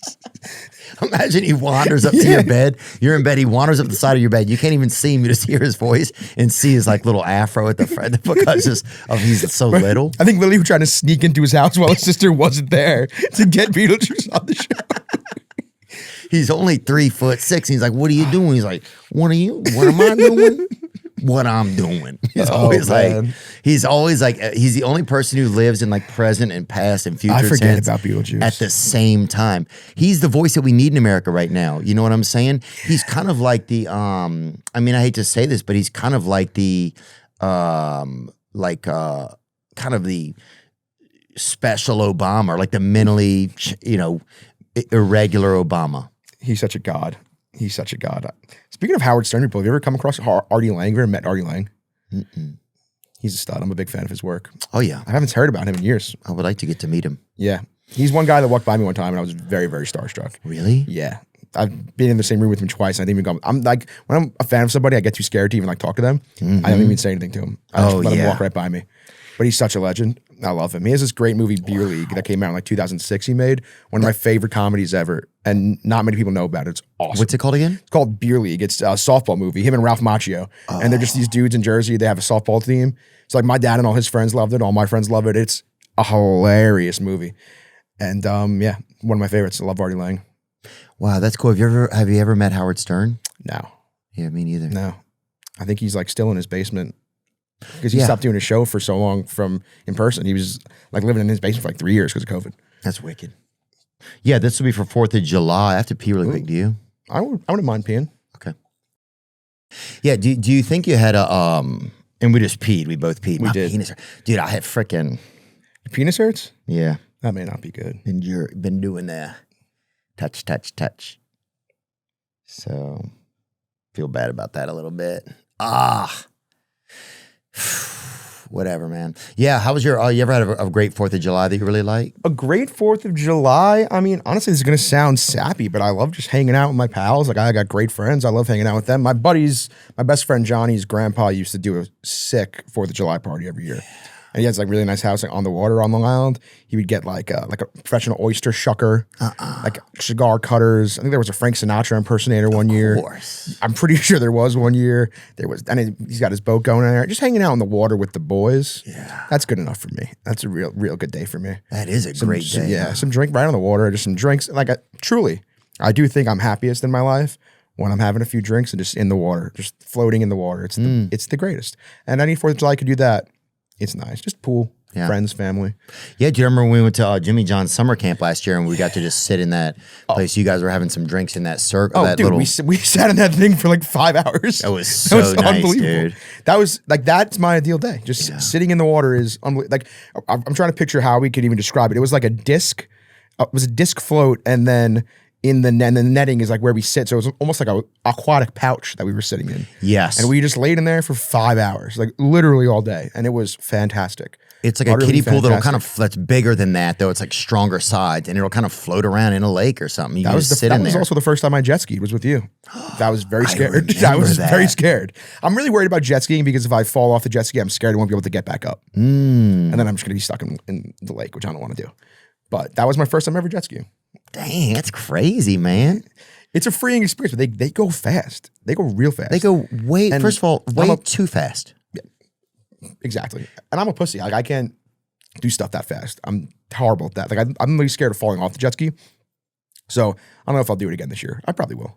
Yeah, I don't think I'm a pussy. I just don't think that I'm not a like magician or like a televangelist or whatever it is. Like, you know, I'm not like a what are they called? Like, I'm not like a punt returner. Those guys. You know what I'm saying? It's you were speeding around on that thing. Well, yeah, you were making moves. You were hustling. You were on the other end of the lake before I even moved. You were buzzing. It gets going. You were in Minnesota. We started in Wisconsin. Yeah, definitely, dude. I was crossing state lines on that thing. You really were. It was impressive. You could hear the walleye getting nervous, brother. Yeah, I'm trying to think of a good. Oh, dude, I remember this 4th of July when I was a kid. So this 4th of July, I had went to my friend. His parents took me to they had a beach. They had like rented a place in Orange Beach or something down there in Alabama. And it was like, if you grew up in the South, like if you went to Florida or Alabama, like Orange Beach, any of those places, like Panama City, if you went to one of those places, that was like going to the beach, dude. It was like very nice. So anyway, I went and they had blueberries. I'd never had blueberries. I'd never seen blueberries, right? So I'm probably 13 years old, right? I'd seen like blueberry muffin, but I didn't know you could just have blueberries like by themselves, like freelance, like just like a little square, like a small rectangle thing of just completely naked blueberries. Independent blueberries, yeah. Yes. I got you. Independent blueberries. And I tried a couple of them and I was like, oh my God, they're so good. So I ate probably 2 of these little cagefuls of blueberries, right? Nice. So later I was like, I'll just sleep out on the balcony, right? Because I didn't want to sleep inside because there was a lot of people staying over. They had like family, friends and stuff. And I started getting like, I don't even know how to say it, like pretty much like diarrhea or something. Blue diarrhea. I mean, I got like, my stomach had never had this before. And so it was like, it loved it, but it had way too much. I bet I probably had 440 blueberries. So, dude, I ended up just diarrheaing off this balcony, like at a siding, because it was just flying out of my body. Off the balcony? Yeah, just misting off of this balcony, dude. There was nothing else I could do, and I had to wash my legs with like a towel and a thing of water, and like, it was horrible, dude. Can you eat blueberries now, or did that kill blueberries for you? No, I mean, it took me a while to get back, around to them, but, it was kind of like, at some point I gave him a second chance, but that was like one of the craziest things that ever happened. I remember was on 4th of July. Because I remember that some of them had been used to make like the 4th of July cake. They'd been used for the stars on the cake on the. Yes, when people do that. Yeah. Absolutely. So I was interesting thing. Yeah, blueberries, I don't know how I feel about them, but 4th of July, great day. It still made me nervous, dude. I remember it was happening so fast. I had to like I was laying on my side and the balcony rails were going up up and down. You know what I'm saying? Yeah, I had to yeah. like hold on to one of the rails with both of my hands, dude. And you try to like stick your ass through one of the holes. Yeah, or like try, just get it close. It was horrible. Oh, I feel so bad. And there was a night security guy down there or whatever. Like every now and then his flashlight would shine up. I'm like, dude, what are you shining your flashlight up here? Like a bunch of like you're getting attacked by like a big shit bat or whatever. What a bad day for him. You're gonna make him deport himself. Oh, dude, he was very old. I bet he didn't even notice. Yeah, especially, I mean, if you're a security guard in Panama City Beach, you've seen worse. And it was like 300 feet of distance between me and him. So if anything, he was getting like a dusting, like something you'd put on French toast, you know? That's the worst, man. I hate having to poop. Ugh. So annoying. Well, I thought the other day, what if we didn't have to poop? Like, I know it's like a side effect of being alive or whatever. But imagine if we didn't, you could eat as much as you want. Or if it never left your body, you could only have a couple things in your whole life because it would build up too much. Ooh. And carry around the whole life. I'd rather poop. I would need to eat. I need to have all of that. But it's just so much anxiety. Like when you're out at a restaurant or something, yeah, I got to do this. Oh, yeah. Well, it's so scary. Like, my body usually lets me know if I have to poop when I'm at home. Oh, really?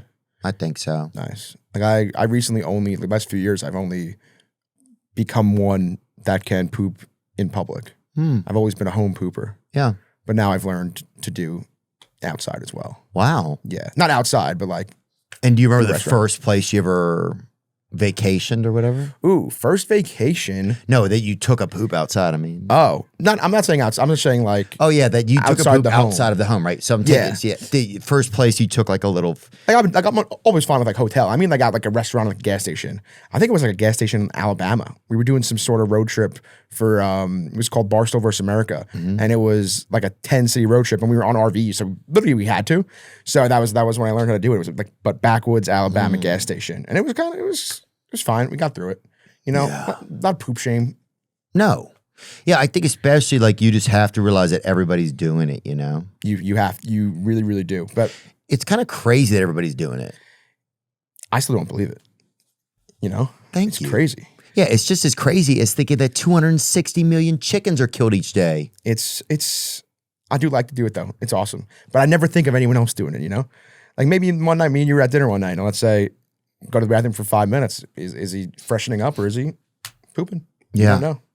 Well, the craziest thing is if you like, say you go like, if you try to poop at a high speed because you don't want people to think you're in there doing a number two, right? Exactly. That is very taxing on the system, I think.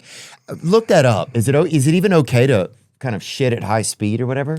Yeah, I need to like chill for a few minutes. Again, it's very hard to get in and out. I need to chill. Well, yeah, because if you like pooping fast, meaning having a bowel movement quickly, is not inherently bad. In fact, it can be a sign of a healthy digestive system as long as it's not accompanied by discomfort or other concerning symptoms. Normal transit time, a bowel movement should ideally take a couple of minutes with minimal straining. Okay, but okay, then how long does it take to urinate in a restaurant or whatever? I'm going to say 2 minutes. But the pooping just said, let me see, 15 to 30 seconds to empty their bladder. What? Where'd you get your bladder from, dude? It's like Austin Powers-esque pee. Yeah. 30 seconds is a lot of pee. And I've been trying to pee more. 30 seconds is a lot of pee? You think it's less? That's not, dude, I casually will piss for fucking 70 seconds. I just heard you had a nice stream. That was nothing. That was a nice stream for like a few minutes. That was nothing. I could still cry after that. I could pee so much that I can't cry for an hour. Really? Oh, I'm a quick peer then, I think. I'll put it all out. I love to, I think, pee. And so I won't even wear underpants that are really tight anymore because I don't want that added outside influence. All natural. Yeah, because it'll kind of like tighten around your bladder, you know? I don't like that. I like to pee as God wants, as I want. You ever done a poop on a plane? Sure I have. Not one that stands up. It's just so compartmentalized, you literally feel like you're playing hide and go seek and having a shit at the same time. Yeah. Because, you're just kind of like... Yeah, you were talking about pooping at a high speed. That's what came into my brain immediately. Was that you're going 400 miles an hour. That's a top speed. It's about as fast as you could go in the world. Yeah. It is crazy. Planes are crazy. It's so... I don't even let myself think about planes because they're so... even planes now are crazy. How did someone even come up with the idea for a plane? How did the Wright brothers even do that? And in like what did they make it in like 1920? Who was flying? But the planes were shitty. A lot of people died right out of the gate. Like there I'm apparently were assuming like so. 7 Wright brothers, and we only know about 2 of them. So Is that actually true? right there, 1903. yeah. So why did people even get on the Titanic if there were planes in 9 years before? I don't know. That's a great question, dude. Oh my god. That was 9 years before the Titanic. Yeah, that's unreal. But, Dude, just hold out one more year and there'll be a decent flight over there. Wait, can you just look up the first transcontinental flight?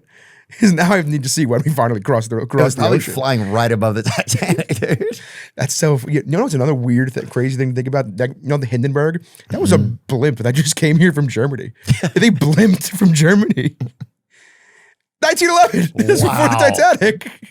The first transcontinental flight across the United States was made by Caleb Perry Rogers in 1911, taking 49 days with numerous stops and crashes. That doesn't sound like it was a successful flight. It took 49 days to get left there, from dude. Sheepshead Bay, Brooklyn. Wow, anything taken off out of Brooklyn is questionable, dude. Yeah. There's a lot of Haitians over there in the park these days in Williamsburg. There's a reason both airports are in Queens, LaGuardia and JFK. Oh, there's a lot of Haitians selling sex in the park over there that Biden let in. That's what I heard. I believe it. Oh, man. That's a fun fact. Oh, yeah, I just saw this the other day. Wi-Fi routers now tracking motion. Xfinity's new feature. Since the start of the year, Xfinity, a major Comcast brand for telecommunication services in America, has been notifying users about a useful new feature, Wi-Fi motion. It allows turning internet devices into motion sensors that monitor movement at home. I believe it. The other day I was in one of those Waymos. You ever been to Waymo yet? No, I've been in there. Self-driving cars. Mm-hmm. I was in one in Santa Monica, and they have sensors around them that literally the screen in the car, it not only tracks the cars around you, it tracks the people on the street. So like if you're at a stop sign and people are crossing the street, you see little tiny people on the map crossing. Yeah. Like it mimics their movements. Like I guess it must be some sort of the same technology as that. It's fucking terrifying. Yeah, that sounds super terrifying. They have that too in Teslas where you can see the people. And even if it's a guy with dreadlocks, something, you see that. It's kind of crazy. Yeah. Like if it's a person carrying a bag or something.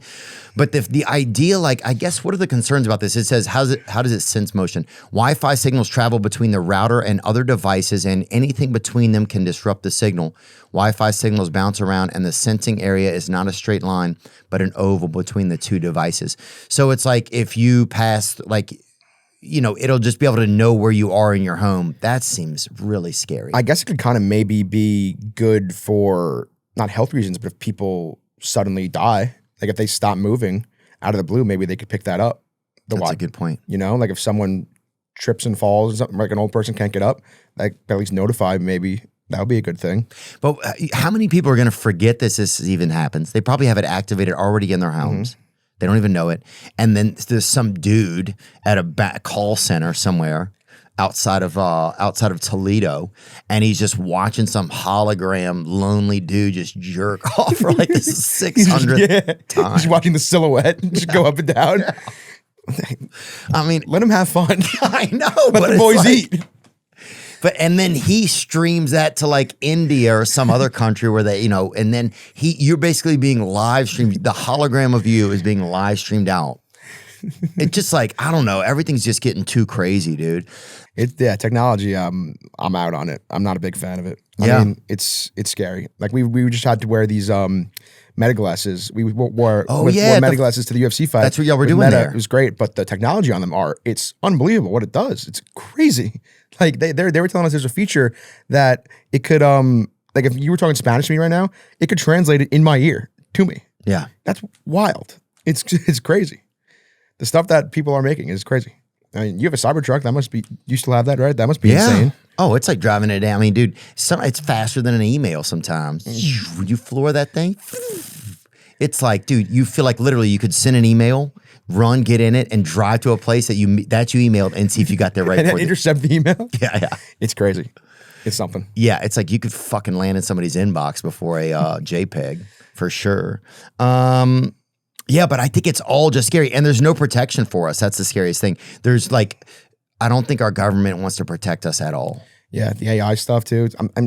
AI is getting to the point where the new villain in Mission Impossible is AI. That's literally the villain in the new Mission Impossible. Really? So I watched the last one. I haven't seen the new one yet. I watched the last one on plane, and the villain, because it's a 2-part movie. This is the second part that just came out. The villain is AI. It's literally an AI villain. Like, what do you mean when he's an AI villain? Like he's a what? Like what do you mean by that? It was like he's a computer? Yeah. So the first scene, I think it's these guys on these army guys on a submarine, and there's this I think it's maybe the Russians or something. They made this AI system, and the system overrides it and like becomes its own entity and like killed. Like they're sending out a missile, and then the system sends the missile back into them. So all those dudes die, and then it's like it's this AI thing. It's like a AI monster. Wow. It's wild. Fuck. To the point where it's a Mission Impossible villain. Oh, it's definitely, dude, it's getting to the point where all these tech guys, right? They're all like trying to platform. Like, I think they're all they want to put chips in it. It's all going to get to the point where they all own us and they use us as their robot. That's what's starting that. Like, that's where I believe that things kind of seem like they're going, because you have a few tech companies, they're going to start to own everything. Yeah. So we're all going to be. And they do too many insane things. Like my buddy Tommy Smokes, this great guy, he fucking puts in obituaries for me on AI, and they send out like an obituary for myself. Oh, it's terrifying. I don't want to see my obituary. When does it say? When does it happen? They had me doing I forgot what it was. It was something in Vegas though. What month? Oh, you died in Vegas? No, that was it. Was like, oh, it was found in his hotel in Vegas, I think. And it's like, I'll send it to you. He sent it to me. They made a long huge obituary. Damn. For myself. January, that's when I want to go. And not this January. Really? Yeah, because it's always a tough month, kind of. I feel like a lot has been fun, and then you're kind of figuring out the new year. And it's a big football month. That's a good point. I think the worst month, which I wouldn't mind going, I like to enjoy summer. So maybe, I don't really know. I love every month. Yeah, you're right. It's hard to find a bad month. Maybe April? April's kind of, yeah. I think you're right. There's not much happening in April. Yeah, we're waiting for the next thing. February. How's the new whip, man, from OnlyStans? Didn't you get a new car? Yeah, well, it lives at Caleb's. It's Caleb's, but I gave it to Caleb. Well, it's this, so it's literally it's a moke, so it's like a baby between a Jeep and a golf cart, basically. Okay. So it's a little tiny car, and the lovely lady lives in Florida that got it for me, Bryce Adams. So I originally was planning on driving it back to Caleb's and just leaving it at Caleb's. And then you can't even drive on the highway with it. I didn't realize like how slow it is. It's like only goes 25 miles an hour. So driving from her house to Caleb's house would have taken legitimately probably like 8 hours. And it's just super slow. It's very slow, but it's awesome. It's a little I honestly, me and Caleb have not been in Delray in so long. I haven't been able to drive it in a while. But yeah, it lives at Caleb's house now. So this girl really just bought that for you? Yeah. It was pretty awesome. It was definitely pretty awesome. And it's always been one of my dreams to own those things. Like they're so sick. The one problem is I definitely underestimated how slow they are. They're very slow. But driving around in it, driving around Delray Beach in it, put some tunes on, it's a fantastic little vibe. Go to the beach. I've gone to the beach with it twice so far, and it's fantastic. But yeah, there's really no way I could even get it to New York. I don't even know how I would go about getting it to home. Yeah. And it wouldn't play well at home. Because like we have a great little beach town by us, but I'm like 20 minutes from the beach. So I can't even bring it there. So I think leaving it at Caleb's is perfect. And then whenever I'm in Delray, I could enjoy it and play with it, and it's amazing. And it's a beautiful, beautiful car. I love it. Yeah, it's really neat looking. It looks like kind of a G-Wagon kind of, but it's like a small G-Wagon. Yeah. My one problem though is I couldn't figure out the seats for the longest time, so I was driving around very uncomfortably. I was like scrunched up in the middle of it. Yeah. Now I eventually figured it out though, and it's awesome. Got Bluetooth hooked up in there. It's a great vibe. It's just a good vibe for sure. But then they'll be able to own it, dude. That in a couple of like in a year from now, say you want to go somewhere, but then the AI decides you can't. No. They're like, nah. Come back. You're out. If you're working 1 hour, you have to. I'm just like, that's what starts to scare me. You think I'm being scared too much, Glenny? I don't think you're being scared. I mean, everyone freaks out about AI. AI is terrible. Like when you have this entity of a computer that could be its own being, it's scary. Like the other day, actually, I was walking around in Santa Monica. I walked past a Tesla store, and they had the robot in the window. And it was creepy to see. Like, that's movie shit. That's movie shit. You don't see movie shit in real life. Seeing that robot in that window was terrifying. Yeah. I don't need robots. Yeah, just like, God, I thought we were having a decent time and everything's fucking getting weird. I just don't sometimes. understand. And some people have the robots like in their house. I don't know if I could live in a house with a robot. How could you live in a house with a robot? You know it's listening. The fucking Wi-Fi's now listening. The Wi-Fi now knows where you're moving around. Could you imagine waking up one night, middle of the night, and it's just in your room? It's just there. The robot's in there? Yeah, I'm saying. And Imagine it's been sitting that. up smoking. Imagine you wake up, it's had 3 A&W root beers. And you're like, where are you? Wow. It's an abusive robot. Yeah. No, And it's upset about it because it lost at the freaking horse track. You know what I'm saying? There's just so many. You're like, what is going to happen? I'm out. I think we're good though. But the robots. No, we're good. I think our lifetime I think we'll be good with the robots.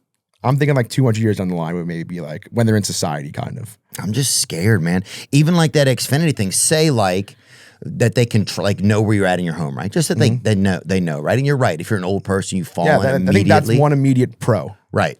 That thing is great. But if you are, you don't want to go to work, right? And you say you're sick, but you're not. You're just at home building like one of those houses of cards. It was doing some fun thing, doing a puzzle or something. And they're like, we know you're not sick. You know what I'm saying? Like it could get to that point where it's just like, you can't even lie. You know, it would be nice to not be able to lie, but it's also fun to be able to just make a puzzle sometimes or be by yourself. Yeah, we can't have Wi-Fi ratting on us. That's when it crosses. That's the line. what you would have. Yeah, I don't want Wi-Fi ratting on us. No, you got to be able to do what's in the comfort of your own home in the comfort of your own home without the Wi-Fi checking us out. Yeah, or if you said a bad word or something, it would report you. Ooh, I'm out on it. Someone said in the 400 block. In the 400 block of Long Island. Hey, what happened to that Long Island serial killer? You ever cross paths with him? No, but he legitimately. So my best friend Johnny, he lives around the block from him. Literally, the house was around the block. It's 20 minutes from my house. Like my favorite Cajun restaurant he's right next to my favorite Cajun restaurant. Oh. This place, Big Daddy's. He's 4 minutes from. So it's terrifying to think about. He was doing. I just watched a 3-part documentary on it that came out last week. He was just doing like a New York City commute every single day. I would almost say it's not crazy that me and him have probably been on like the same train together or something before. Because he was doing I'm on that same train line and he was doing the commute to and from New York for 20 years. So I would venture to guess we were probably on a train together at some point, which is very, very scary to think about. He's 20 minutes from my house and that documentary it was on Peacock, I think. It was a very, very, very interesting watch. The Gilgo Beach serial killer? Yeah, like so where he dumped all these bodies at Gilgo Beach, this was my COVID drive. Every Friday during COVID, like there was nothing to do. I would just take this ride down the beach. Like it's like a 40-minute drive from my house. And I didn't even realize this is where all the bodies are. And it's scary because there's no businesses, there's nothing there. It's really just the beach and a few houses and it's a 1-lane highway. And that's where he dumped all those bodies. It's terrifying. That's crazy. It almost like doesn't even cross my brain of how simulated he was into like life. Like I did that drive every Friday during COVID. Right. And imagine you're driving. It's hard enough to even pull over to change a tire or something, like especially on a busy road or and something. at night he did it. There's probably no one around. Oh. And the only thing you're surrounded by is water, really, because it's a 1-lane highway. It's 2 lanes each way. What a crazy world to live in. Yep. Did you see, I don't know if this is too much dark of a topic, but I've really been keeping up with it. Did you see that Koberger guy took a plea deal today? Mm-hmm. He's just not going to get the death penalty. He's just going to go to jail for the rest of your life. Yeah. I'm not a fan of him. I don't like that very much. Oh, I think that's unbelievable. I think that the parents, I think there's a video, they asked the father what he thought about it, one of the parents. Yeah, the parents were definitely mad about it. They are. Yeah, but it's hard to say when you're not in that position, but I almost think a life of prison would be worse than death penalty. Oh, well, here's what, I think he's going to get killed in prison pretty quick. I would think so too. And that's way worse than a firing squad. I mean, I think we're allowed to say I hope he gets killed in prison. I don't like him very much. He's I believe that. I mean, yeah. I'm a proponent of the death penalty. I believe that I believe that. Yeah. Because here's the thing: it's like we're wandering around with Satan and pure evil amongst us, right? I know that people make mistakes and things happen, right? That I understand. But sometimes we're wandering around with pure evil, right? And we're like, hey, maybe we should see how pure evil feels on a witness stand for 7 years. Yeah. I don't give a fuck. Mm-hmm. If it's pure evil, why don't you tell me that, Xfinity? Tell me who's pure evil. You know what I'm saying? Yeah. I don't think we would ask AI that because I think it would probably turn immediately on a lot of its creators. That one was about as bad as it gets. I've been keeping up with that for the whole time. I don't know why that really struck with me. It's the Koberger one? Scary. Oh, it's unbelievable. So terrible. Because so many. And like seeing the pictures of them, like they're just normal college kids. Yeah. That's like just a crazy night out on the town. It seemed like. Yeah, normal Friday, Saturday night, whatever it was. Come home, and they're probably all still drunk, and then they just wake up and this fucking nut job is here. And the guy looks like So a Satan. Like a partner of Satan or buddy of Satan. It's like we keep acting like these people that look like Satan aren't Satan. Like, I love how people are like, yeah, that guy looks like he's not doing well. That guy to me looks like a Satan guy. He's horrifying. Right? He's horrifying. He's horrifying. Because he got in there and wait, didn't the DoorDash lady see him? I don't know. Because I think and it's so terrible too because I don't know who saw him. I think he snuck in and then he went, I don't know which child he went for first. It's so scary. But it was interesting to see how the police did that work because I remember everyone was freaking out like, where is he? Where is he? Where is he? And meanwhile, they were tracking him for like 2 weeks, which was awesome. Like they got him in fucking Pennsylvania. Like they knew. And he also did a horrible job at it. I think they were seeing what he was up to, trying to get like everyone was like, "Oh, where is this guy? Where's this guy?" And they knew the whole time. So, and then because he also left that knife sheath there too. Yeah, that was a creepy story. Because it's so scary. Because so many times you've gotten home, it's been drunk with your friend. What's going on? You wake up, you don't even know. Things are scary enough you can barely remember. Yeah, and then everyone was freaking out about it because there were other two girls that were in there that didn't say anything. Like they were, I guess, like caught up in their rooms. They were probably obviously scared shitless. One of them saw him, I think. It's crazy. Yeah, all the little things that happen, man. It's so heartbreaking. Just the pain that the families go through.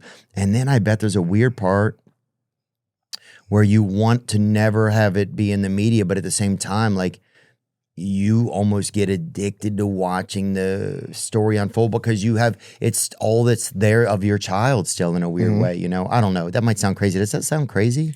I don't think so. You're saying of people talking about it in the news? Right, because you want your child to be alive. So it's like the fact that their name is bringing awareness to people about it. It's like, I don't know. But yeah, that was a story that really cut me deep. It was terrifying. I did not like that. Yeah. Obviously. Well, it's just like, how long do we just live amongst evil and pretend that it's dudes not? like that and the dudes like this year, like the Long Island Gilgo Beach killer. Yeah, it's like we were saying, like I would venture to guess I've been on a train with that guy.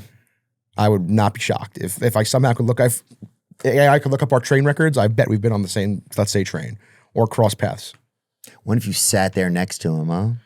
I actually saw a clip of a girl saying she was on the train. He like came and sat next to her one day, and she was like, "I remember that guy," and he said something very weird to her, and then she just got off the train. But even thinking about that, like that woman too is like just had a little brush with true evil. It's scary. I met a dude one time who his mom had rejected who was the guy that killed everybody at Florida State? Not Dahmer. Ted Bundy was. I didn't know Ted Bundy was Florida State. Yeah, Ted Bundy. At the end of his whole deal, he killed some people at Florida State at a sorority house. I think that's where after that they busted him. But somebody had escaped him. Like, dang. Yeah, it's scary to think about. Like even Son of Sam. Like I remember my parents always tell me this in like 1977. They say it was like the Summer of Sam. There's a Spike Lee made movie about it. Even there was one time in the summer, it was the whole city went blacked out, and he was like free. People knew there was a serial killer.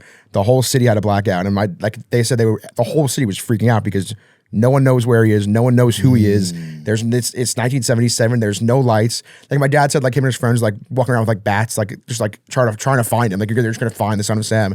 But yeah, they said that was like one of the scariest days ever. That's so sick. And also crazy to think he's 24. He did this when he's 24. You think the guy looks like 24 years old?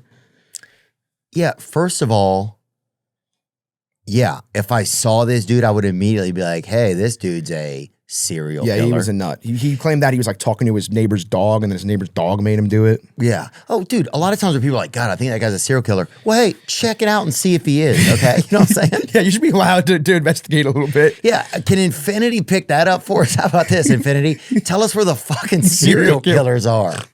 That would help everybody out way more.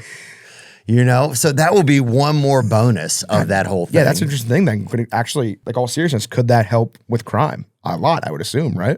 Oh, well, I think one of the reasons that they're even doing like all this ICE stuff where they're deportations and that sort of thing, we're about to get into a surveillance state, right? And so you wouldn't even be able to be technically illegal in America anymore. Like you can just see how they're just getting all the paperwork done. Like you wouldn't, because we're going to show, soon there'll be drones in the sky. There'll be things, there'll be a new system that is just monitoring us at all times. Just know everything. It'll know everything. Yeah. Right? I mean, we're already granting that access to technology, right? There was a part in the big, beautiful bill. I think I don't know if it passed both houses or the Senate and the Congress, but U.S. Senate passes Trump's sweeping tax and spending bill setting up House battle. So that's going to be interesting. J.D. Vance was the tying vote or the tie-breaking vote, I guess. I think this is a bad bill from what I've learned. Yeah. I don't know much about it, honestly. Yeah, it's okay. And I'm sorry for bringing it up. No worries. But I don't think that it's, I learned one thing about these bills. There's these things called omnibus bills, right? Mm-hmm. So instead of there just being like one bill, and so everybody votes on it, like, hey, what do you think about this? Higher taxes for this tax bracket. And you'd be like, everybody could vote no one or everybody could vote yes. But they'll be like, what do you think about this? And that would be one bill. But an omnibus bill is a bunch of bills at once. So it's like, what do you think about this higher tax bracket? But also, what do you think about we give extra stipends to people that served in the military?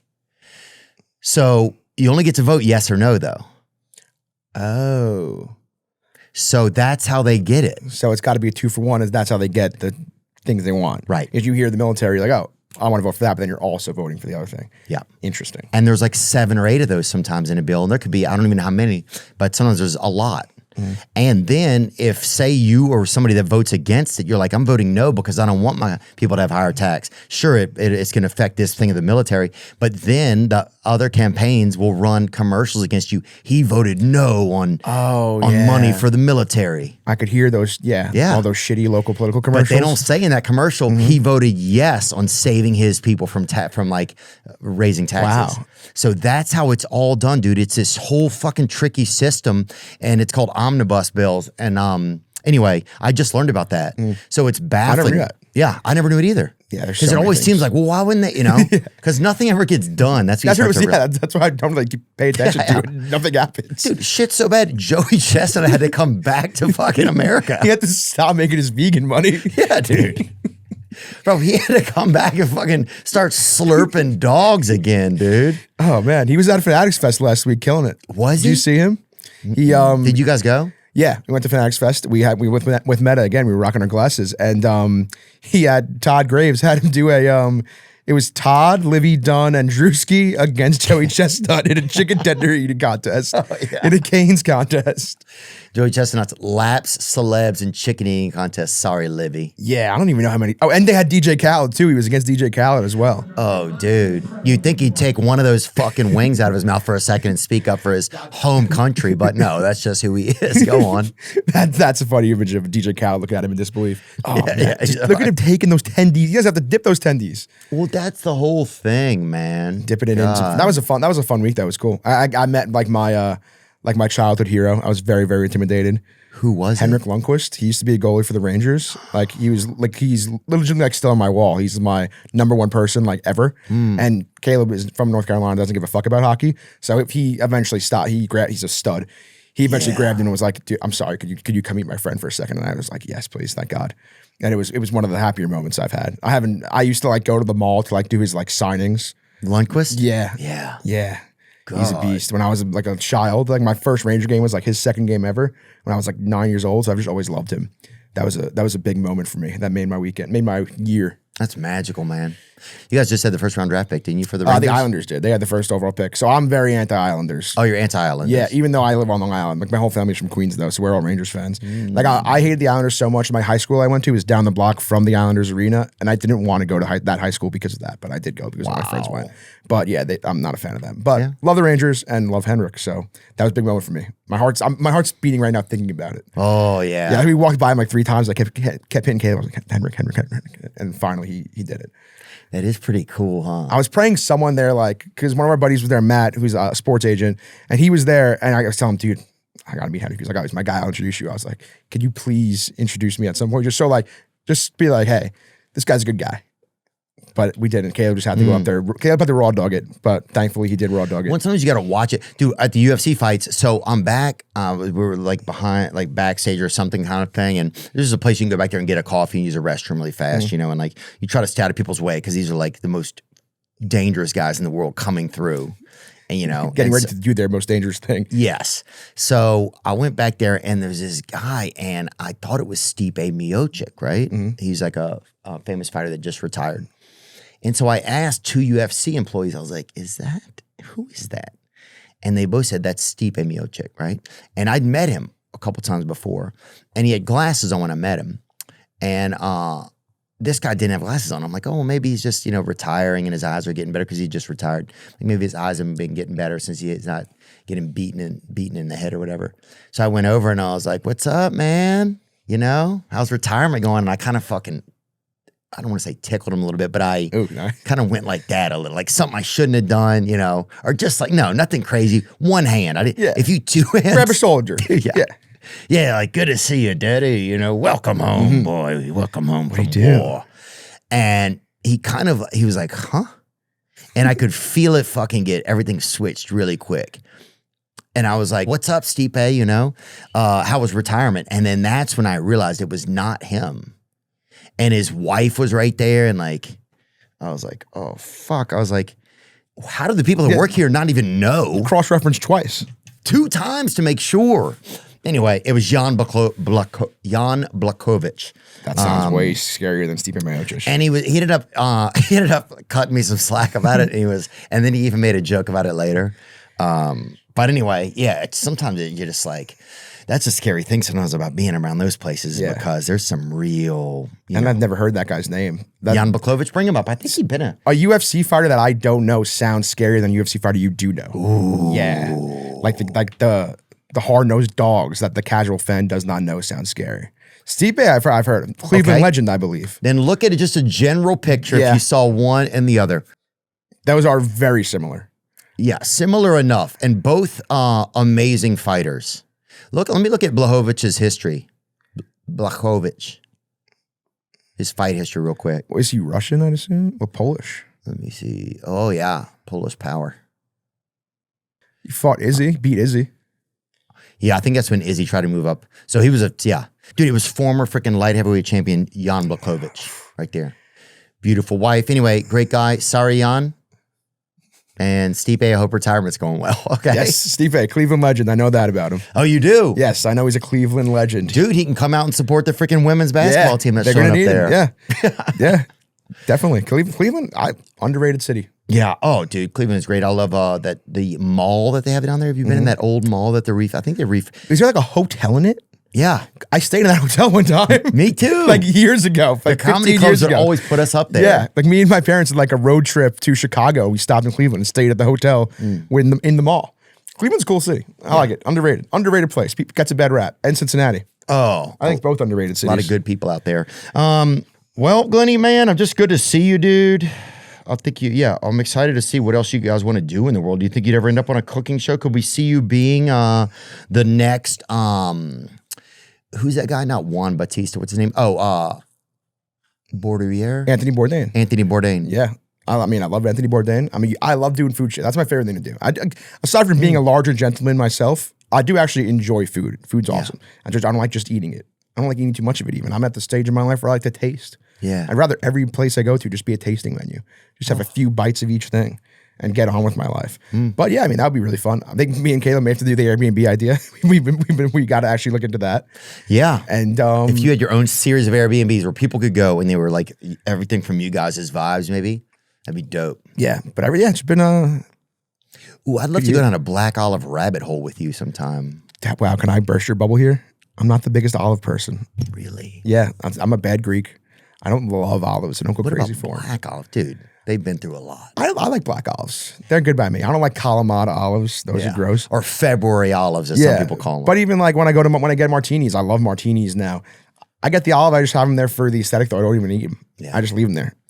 People usually feed them to the drunk girl at the bar. There's always that drunk girl who's had like 60 olives and she's just wrecked. She's just spraying olive Trying face. to tie the little stick in their mouth. She's just fucking spraying pavement relish in the fucking parking lot later on. I'm going to tell you my last, right before you leave, the invention that I came out with years ago that's never been happened by science yet, the avocado. An avocado olive child? Yeah. Enlighten me. That's what it is. Because olives are kind of salty a little, and avocados, they always had a little more salt in them. The avocado. Ooh. And they've done food stuff like that before. They've done all. They do it with dogs. You know what? Can I give you a business idea that I've always thought about? Yeah. I want your take on it. Fully clothed strip club. I've always said I have 2 business ideas: fully clothed strip club and fat only gym. Only fat people could go. And then when you finally lose the weight, you could still go to the gym and you could be inspiration for the other fats there. Ooh, I love that. Yeah. And it'll be like 40, and you can wear a shirt. You get every year you get like a necklace or something that's like 11 months non-fat. You get like you get a picture on the Hall of Fame. If you lose the weight, you get on the Hall of Fame. You're in there when you walk in. And you can be like, oh, look, there's Roger. He's still doing good. Like he's not putting it back on. He's doing good. So I think that would be a fun idea one day. Just do a fat only gym. I love that, dude. Yeah. I think it's a great idea. Fat only gym. Call it Foggy's gym. Fat only gym. Not a hard idea. Because let me tell you, we don't like go to the gym, man. We don't like being seen by skinnies. Oh. It's horrible. Yeah, I think it's interesting what life is like, and we're all carrying some different type of thing that makes us feel uncomfortable, you know? It's interesting. Yeah, especially just being at the gym in general is odd. Like my friends, we were here like a year ago. And they were all going to the gym, and I was like, "Fuck it, I'll just go with them." Because I was hopping. I bought an elliptical on my house, so got an elliptical there. We went to. You ever went to Quantum over here? I've heard about like it. Demumbrian. And it's like a hot girl gym. Like there's like all the chicks in their hot gym outfits, and then there's all these bros in their cool gym outfits, and I'm there in N1 shorts and a fucking Mets shirt. Yeah. And looking like an idiot. And like it was weird because, and then like some people were coming up to me and like being like, "Oh, Glenny, what's up?" And like giving me like a high five. And almost like I could tell in the way they're talking that it was like they were trying to like make me feel welcome at the gym because they know I'm not a gym guy. Oh. And that made me feel so weird. Like it was almost like oh, like keep going, like good work. And I was like I was on the bench and one guy came over and fist bumped me and was like, "Good to see you here." And I was like, oh. I was like, oh. Like when a British guy shows up at a dentist or whatever for the first time. Yeah, they were just trying. They were trying to be nice about it, but it was. Hey, it man. was yeah. Good to see. Almost like when I see you at church for the first time in a while. It's like they really just want to say, "Good for you for bettering yourself," is what they really were trying to say in a nice way, and it just felt really weird. Yeah, that was my last time at a hot girl gym. You're always welcome here, man. Thank you, brother. This was fun. I've had a good weekend. This is the most time we've ever spent together. It is, dude. We got to do it And again. I enjoyed it. Thank you, bro. I enjoyed it too, dude. You're a special guy in the world. And yeah, thanks for the support this weekend too. I was kind of going through it, but you were right there for me. And Hell yeah. Yeah, dude. Glenny Balls, you can catch them with Caleb Pressley on Sundae Conversation, and it's always out and about. And then he'll be changing the world, dude. I get scared easily, if you can't tell. Me too. I don't know what happened. You can catch them out and about in the world with Caleb Pressley on their show Sundae Conversation. Thanks so much, brother. Thank you, brother, and thank you for everything this weekend, and happy 4th of July to all. Enjoy Happy the day. 4th of July, huh? Now I'm just floating on the breeze, and I feel I'm falling like these leaves. I must be cornerstone.